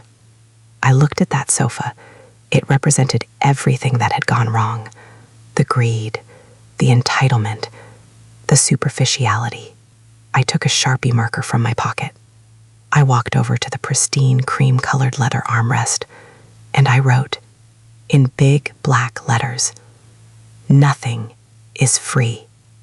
It was petty. I know it was. A 71-year-old woman vandalizing her own furniture. But oh, honey, it felt good. It felt like breaking a chain. I left the sofa there for the new owners. Maybe they'd reupholster it. Maybe they'd throw it out. I didn't care. I walked out the front door. I locked it one last time. I dropped the keys through the mail slot. Clink. I walked to my car. I didn't look back at the house. I looked at the sky. It was a brilliant, piercing blue. I started the engine. My car still rattled, but the rattling sounded different today. It sounded like a drum roll. "Okay, Renate," I said to myself in the rearview mirror. Chapter 2. I put the car in drive and pulled away from 42 Elm Street. The drive to the condo was only 20 minutes, but it felt like crossing a border into a new country. The Lakeview condos were nice, clean, bright. There was a gate at the front with a security guard who waved at me. "Afternoon, Miss Richter." I parked in my designated spot. I took the elevator to the 3rd floor. My new door was number 304. I unlocked it. The key turned smoothly, no resistance. I walked in. The movers had already set up the furniture. My old, comfortable armchair was by the window. My books were on the shelves. The light poured in through the balcony doors, golden and warm. It was smaller, yes, but it was mine. Every inch of this place was paid for with my peace of mind. Every object in here was something I loved. I walked out onto the balcony. I could see the park below. I could see people walking their dogs. I could see a group of ladies doing Tai Chi on the grass. I took a deep breath. For the first time in 3 years, I wasn't waiting for the phone to ring. I wasn't waiting for a crisis. I wasn't waiting to be needed. I was just being. But silence, as I would soon learn, has a way of bringing up the things you try to bury. 2 days later, the first letter arrived. It didn't come to my mailbox. It came through Arthur's office, just as we had arranged. Arthur had messaged me saying he had forwarded a piece of correspondence and that it was up to me if I wanted to read it. It sat on my new coffee table for 3 days. The envelope was white. The handwriting was familiar, though shakier than I remembered. Renate Richter, Co. Arthur Weber, Esquire. It was from Max. I stared at it while I drank my morning tea. I stared at it while I watched the news. It felt like it was glowing, radiating a toxic kind of heat. What could he possibly have to say? Was it more anger? More blame? Was he going to tell me that it was all my fault Lena had left him, that I had ruined his life? Or was it an apology? And if it was an apology, was I ready to hear it? An apology is a dangerous thing, honey, because an apology asks for something in return. It asks for forgiveness, and I didn't know if I had any forgiveness left in the tank. My tank was dry. I picked up the letter. I held it up to the light. I couldn't see through it. I walked to the kitchen drawer and took out a letter opener.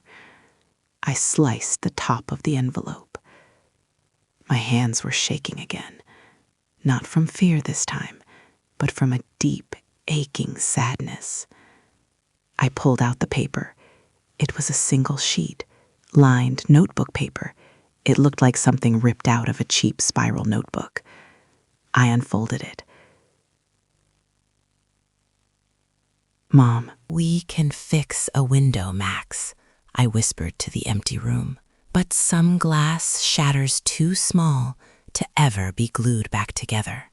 I went to my bedroom closet. I took out a shoebox. I placed the letter inside. I wasn't ready to reply. I wasn't ready to reach out, but I didn't throw it away. I put the lid back on the box. Then I put on my walking shoes. I had seen a flyer in the lobby for a walking club that met at 10 a.m. It was 9:55 a.m. I grabbed my keys. I walked out the door. Max was in his past, dealing with the wreckage he had created. I was in my present, and for the first time in a long time, I was walking toward my future. I walked into the lobby of the Lakeview condos at exactly 9:59 a.m. I was wearing my new sneakers. They were bright white, almost blindingly so. They felt strange on my feet, lighter than the sensible loafers I had worn for the last decade. There were 3 women standing near the mailboxes. They were chatting and stretching. One of them, a woman with short, spiky silver hair and a bright purple tracksuit, looked up and saw me. "Well, hello there," she boomed. Her voice echoed in the lobby. "You must be the new girl in 304, the one with the mystery sofa." I blinked. The mystery sofa? The movers couldn't stop talking about it, she laughed, walking over and extending a hand. "Said you left a perfectly good Italian leather sofa behind with some choice words written on it. I'm Susan, this is Martha, and this is Claire." I shook her hand. It was rough and warm. "I'm Renate, and yes, I suppose I did leave a message." "I like your style, Renate," Susan grinned. "Ready to walk? We do 3 miles, no whining allowed, but gossiping is mandatory." And just like that, I was in. We walked out into the park. The air was crisp. The leaves on the trees were turning gold and red, fluttering down like confetti. For the first mile, I was quiet.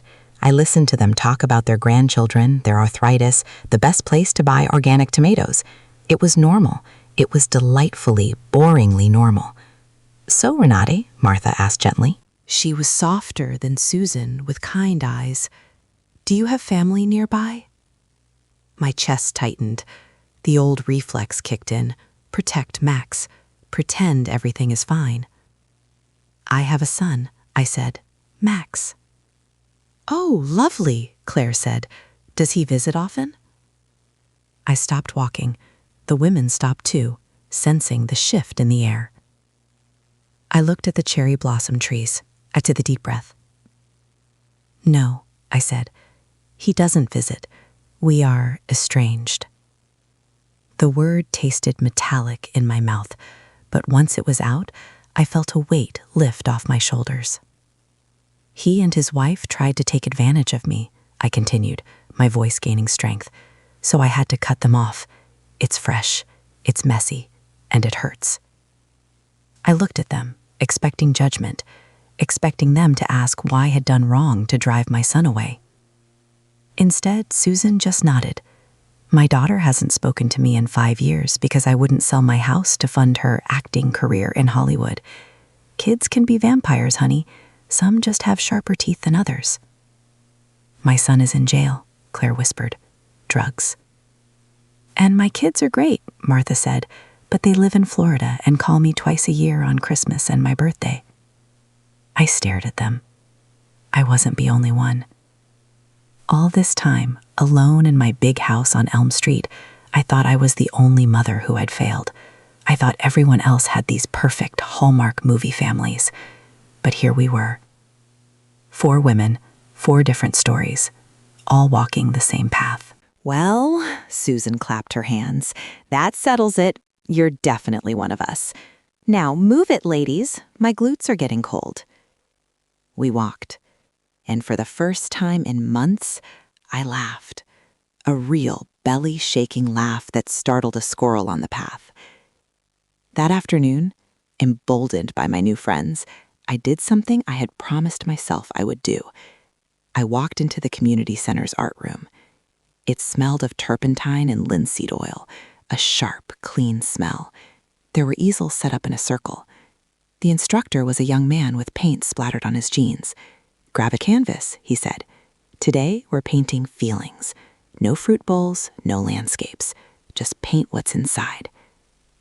I sat in front of the white canvas. It stared back at me, blank and accusing. What's inside? I picked up a brush. I dipped it in dark blue. I slashed the canvas. It felt good. I dipped it in gray. then black. I painted the storm. I painted the confusion of the courthouse. I painted the cold rain on the day I realized I wasn't special. My hand moved faster and faster. I wasn't thinking about technique. I was exercising ghosts. Then I cleaned my brush. I dipped it in yellow, bright canary yellow, and right in the middle of that dark swirling storm, I painted a single small light, a door opening. "That's powerful," the instructor said, standing behind me. "What is it?" "It's an exit," I said, "or maybe an entrance." I went to that class every Tuesday and Thursday. I wasn't becoming Picasso, honey. My trees looked like broccoli, and my people looked like potatoes. But that wasn't the point. The point was that for 2 hours twice a week, I wasn't Renate the mother or Renate a widow. I was Renate the creator. I was making something where there was nothing. But healing isn't a straight line. It's a spiral. You circle back to the pain, just at a different level. One evening, about 2 months after I moved in, I was sitting on my balcony with a glass of wine. The sun was setting, painting the sky in purples and oranges. My phone rang. It wasn't a number I recognized. Hello? Mrs. Richter. A male voice. Professional. Yes? This is Dave from Dave's Auto Recovery. I'm calling because your name is listed as a secondary contact for a Maximilian Richter. My hand tightened on the wine glass. Yes, I said. He is my son. Well, ma'am, I'm just letting you know we repossessed a 2023 BMW sedan this afternoon. Mr. Richter gave us this number and said you might want to resolve the outstanding balance to retrieve the vehicle. Max. He had lost the car. And even in his shame, even after his apology letter, he had tried one last Hail Mary. He had given them my number. I see, I said.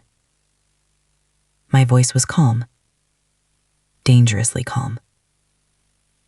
How much is the outstanding balance? $4,200, Dave said. $4,000. I had that in my checking account right now. I could pay it. I could save him from the humiliation of taking the bus. I could be the hero one more time. I looked at the sunset. I looked at the painting drying in the corner of my living room, the storm with the yellow door. Dave? I said. Do you have the car? Yes, ma'am. It's on our lot. Then I suggest you keep it, I said. I am not responsible for Mr. Richter's debts. And please remove this number from your file. Oh. Dave sounded surprised. Okay. Understood. Have a good evening, ma'am. Click. I put the phone down on the table. My heart was racing, not from fear, but from the adrenaline of holding a boundary. I didn't save him. The sky got darker. The first stars appeared. I thought about Max taking the bus. I thought about him walking in the rain. And I took a sip of my wine. Walk, I whispered to the night air. Walk, Max. It builds character. That night I didn't sleep well. The guilt is a persistent creature. It whispers to you in the dark. You're a bad mother. You're heartless. He's struggling. But when I woke up the next morning, the sun was shining, and I had a plan. I went to my computer. I opened the browser. I typed in flights to Rome, Italy. I had talked about it for years. Carl and I had planned to go for our 40th anniversary, but he got sick before we could make it. Then, after he died, I saved the money for Max's wedding. The wedding I wasn't invited to. I looked at the prices. It was expensive. I looked at my savings account. The money I had stopped sending to Max was piling up. It was sitting there, waiting. I clicked Select Flight. I clicked Book Now. I entered my credit card information. Confirmed. You are going to Rome. I stared at the screen. I had done it. I was going to Italy alone at 71 years old. I felt a bubble of laughter rise in my chest. It was terrifying. It was exhilarating. I called Susan.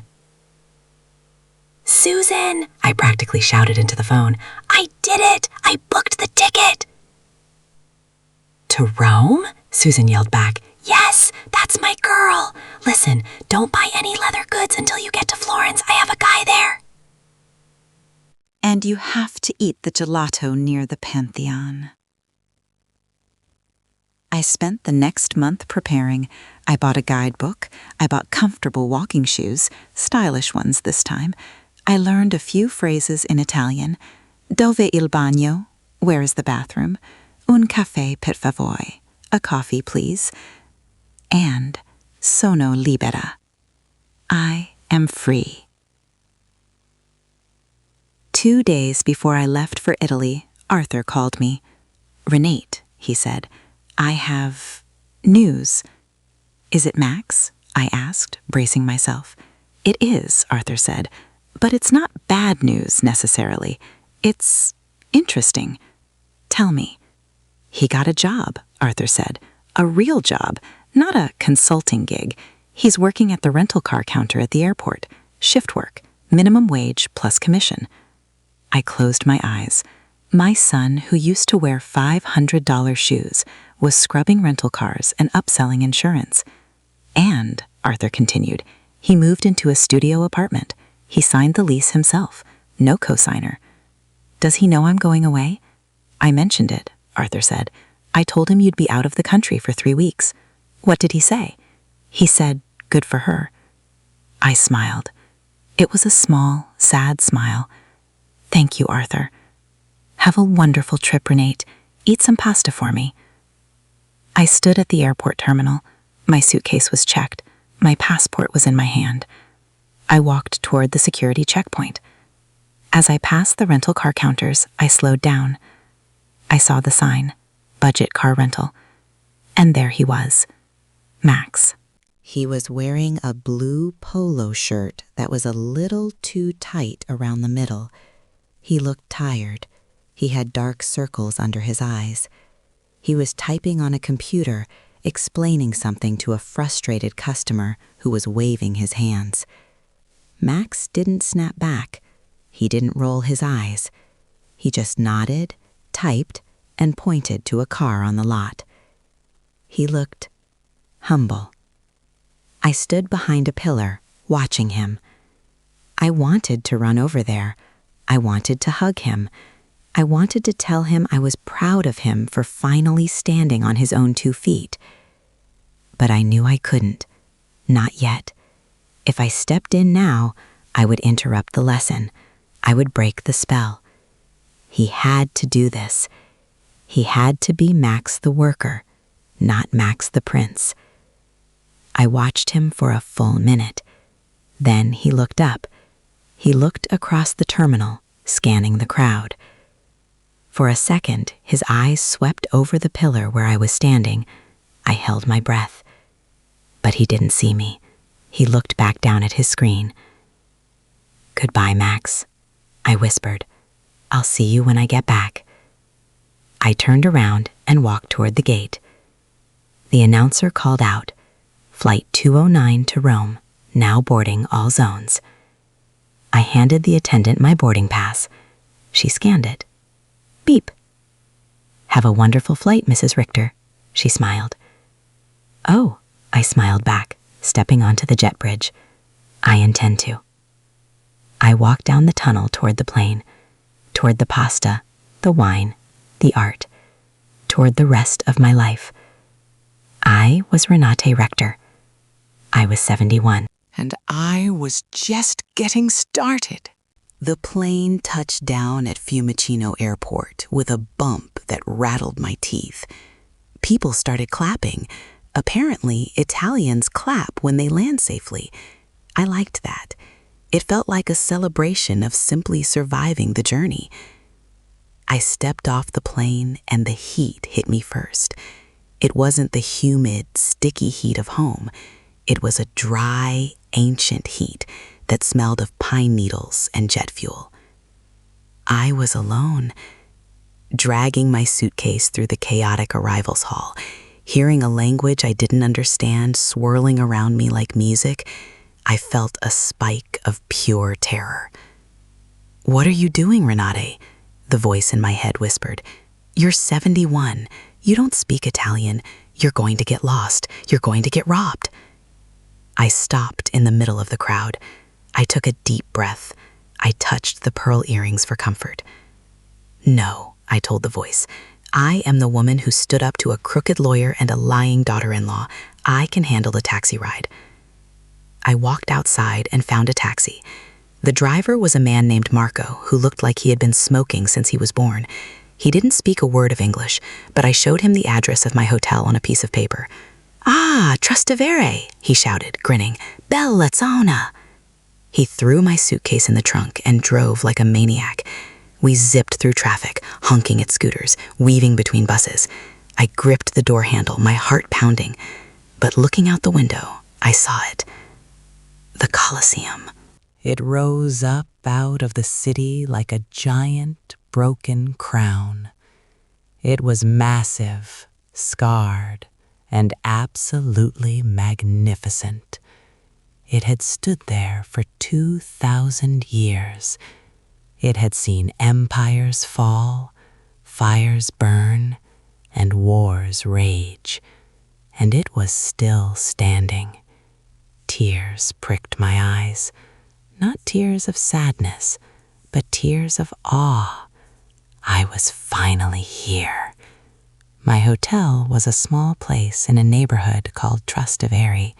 The streets were narrow and paved with cobblestones that were uneven under my feet.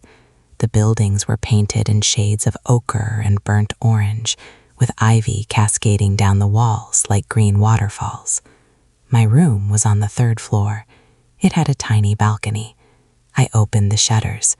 The noise of the street drifted up, clinking glasses, laughter, the rumble of a scooter.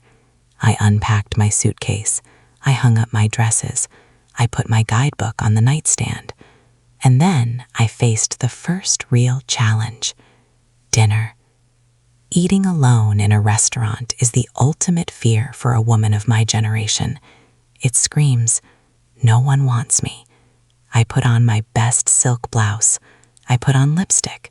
I walked down to the trattoria next to the hotel. The waiter, a young man with kind eyes, greeted me. "Buonasera, signora. Uno?" "Uno," I said, holding up one finger. "Just one." He didn't look at me with pity. He smiled and led me to a lovely table by the window, not hidden away in the back near the kitchen. "The wine list," he said. I ordered a glass of red wine, a Montepulciano, and I ordered the cacio e pepe. Just pasta, cheese, and pepper. Simple.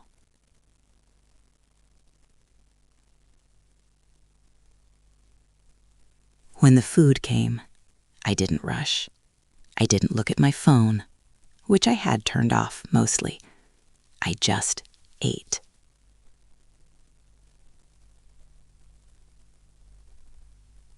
I went to the Vatican. I stood in St. Peter's Basilica, under that massive dome that looked like it reached all the way to heaven. The air smelled of incense and centuries of prayers. I lit a candle. I watched the flame flicker. "This is for you, Carl," I whispered. "I made it.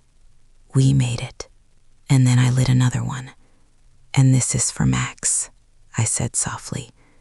"May you find your way, even if it's in the dark." I didn't light a candle for Lena. God forgive me, but candles cost €2, and I wasn't wasting €2 on her. On the 3rd day, I went shopping. Susan had given me strict instructions to find a specific leather shop near the Pantheon. I found it. It smelled of rich, cured leather. The shopkeeper was an older man with silver hair and an impeccably tailored suit. He looked like a movie star.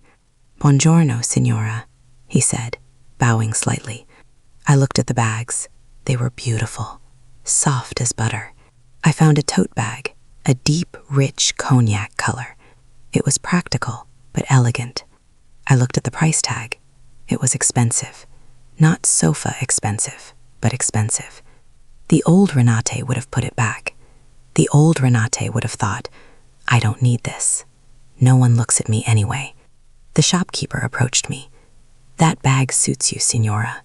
It is classic, strong, like you." I looked at him. "Do I look strong?" "Si," he said, tapping his chest. "You have, how do you say, presenza, presence. You walk like a queen." I blushed. A 71-year-old woman, blushing like a schoolgirl. "I'll take it," I said. I paid with my own credit card, the money I had saved. Walking out of that shop with the heavy bag on my shoulder, I felt a shift. I wasn't just a tourist. I was a woman of the world.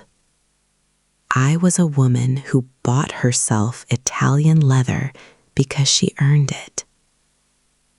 My favorite moment, though, happened on my last evening in Rome. I walked up the Janiculum Hill. It's a steep climb, and I had to stop twice to catch my breath. But I was determined. At the top, there is a terrace that overlooks the entire city. I got there just as the sun was setting. The sky was a riot of pink, orange, and violet. Below me, the city of Rome was turning gold. I could see the dome of St. Peter's, the Pantheon, the winding ribbon of the Tiber River. Church bells started ringing. First one, then another, then 100 bells ringing out across the city, calling out the hour. It was so beautiful, it hurt. I sat on a stone bench. I took out a postcard I had bought. It had a picture of the Spanish Steps on it. I clicked my pen. I hesitated. Who was I writing to? I thought about writing to Max. "Having a great time. Hope you're okay." But I put the pen down. No, I wasn't ready to invite him back into my head yet. This moment was mine. If I wrote to him, I would be thinking about his reaction. Will he be jealous? Will he be angry? I didn't want to care about his reaction. So, I addressed the postcard to myself. Renate Richter, Lakeview Condos, Unit 304. And I wrote, "Dear Renate, you were terrified to come here, but look at you now. You climbed the hill, you ate the pasta, you navigated a city where you didn't speak the language. You are not just a mother. You are not just a widow. You are Renate. Never forget how this sunset looks. Never forget that you are enough. Love, me." I slipped the postcard into my new leather bag. I would mail it at the airport. It would be waiting for me when I got home, a reminder of who I had become. As the sun dipped below the horizon, a young couple sat on the bench next to me. They were American, maybe 20 years old. They were arguing. "I can't believe you forgot the map, Tyler," the girl was hissing. "Now we're lost and we're going to miss the reservation." "Relax, Ashley," the boy snapped. "It's just dinner. Why do you always have to make everything a drama?" I watched them, the tension, the bickering. the unhappiness radiating off them despite being in the most romantic city on earth.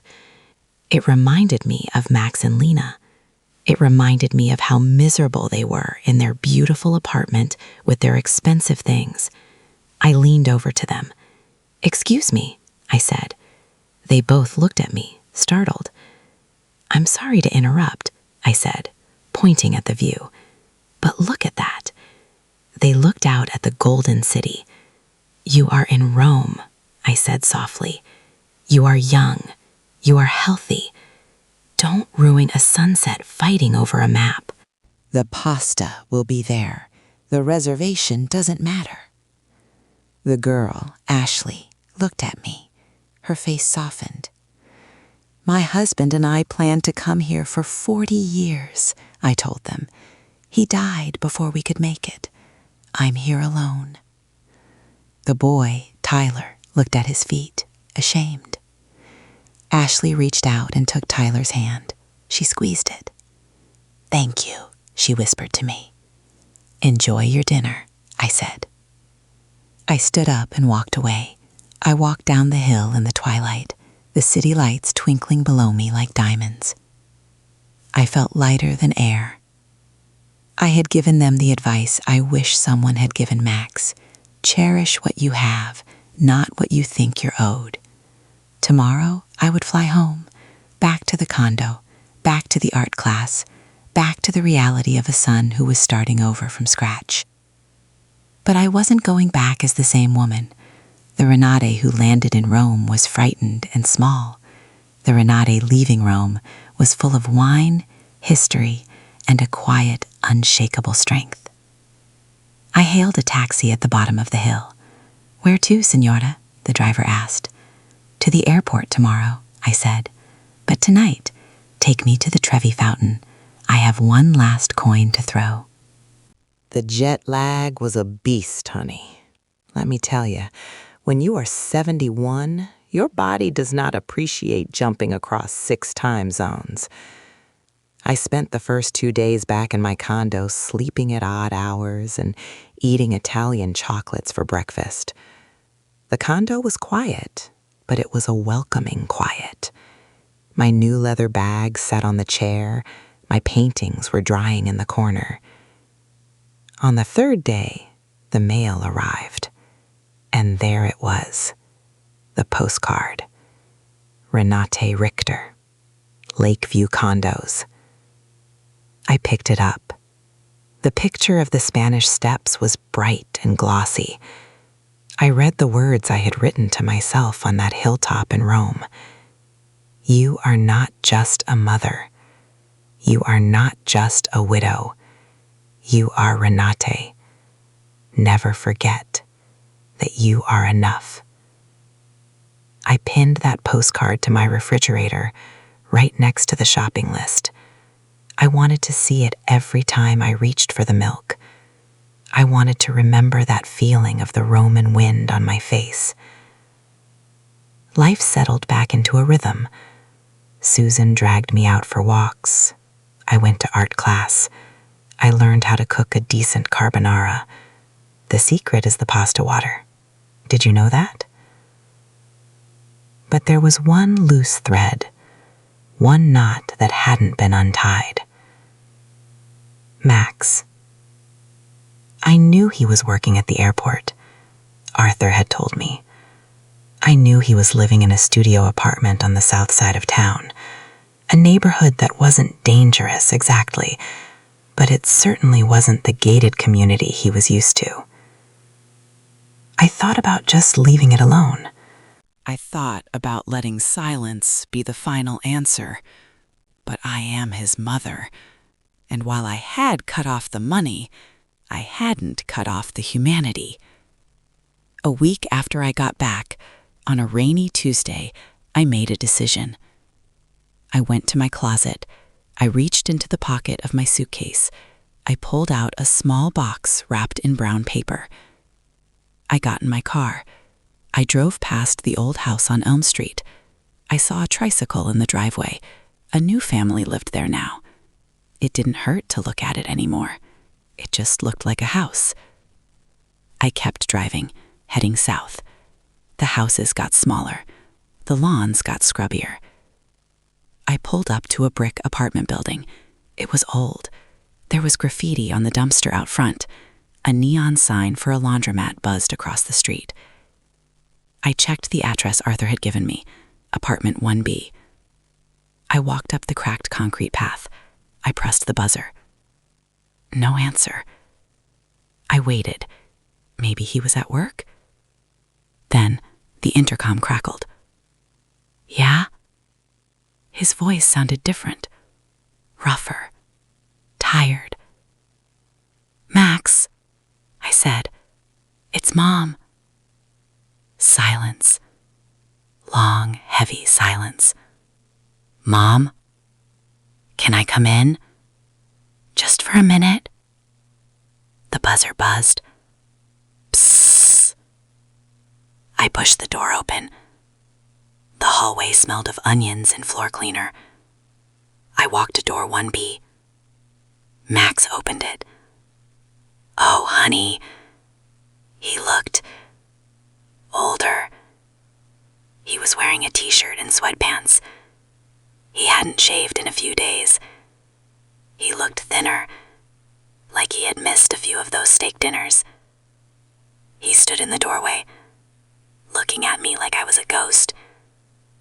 Hi, he said. Hi, I said. He stepped back. Come in.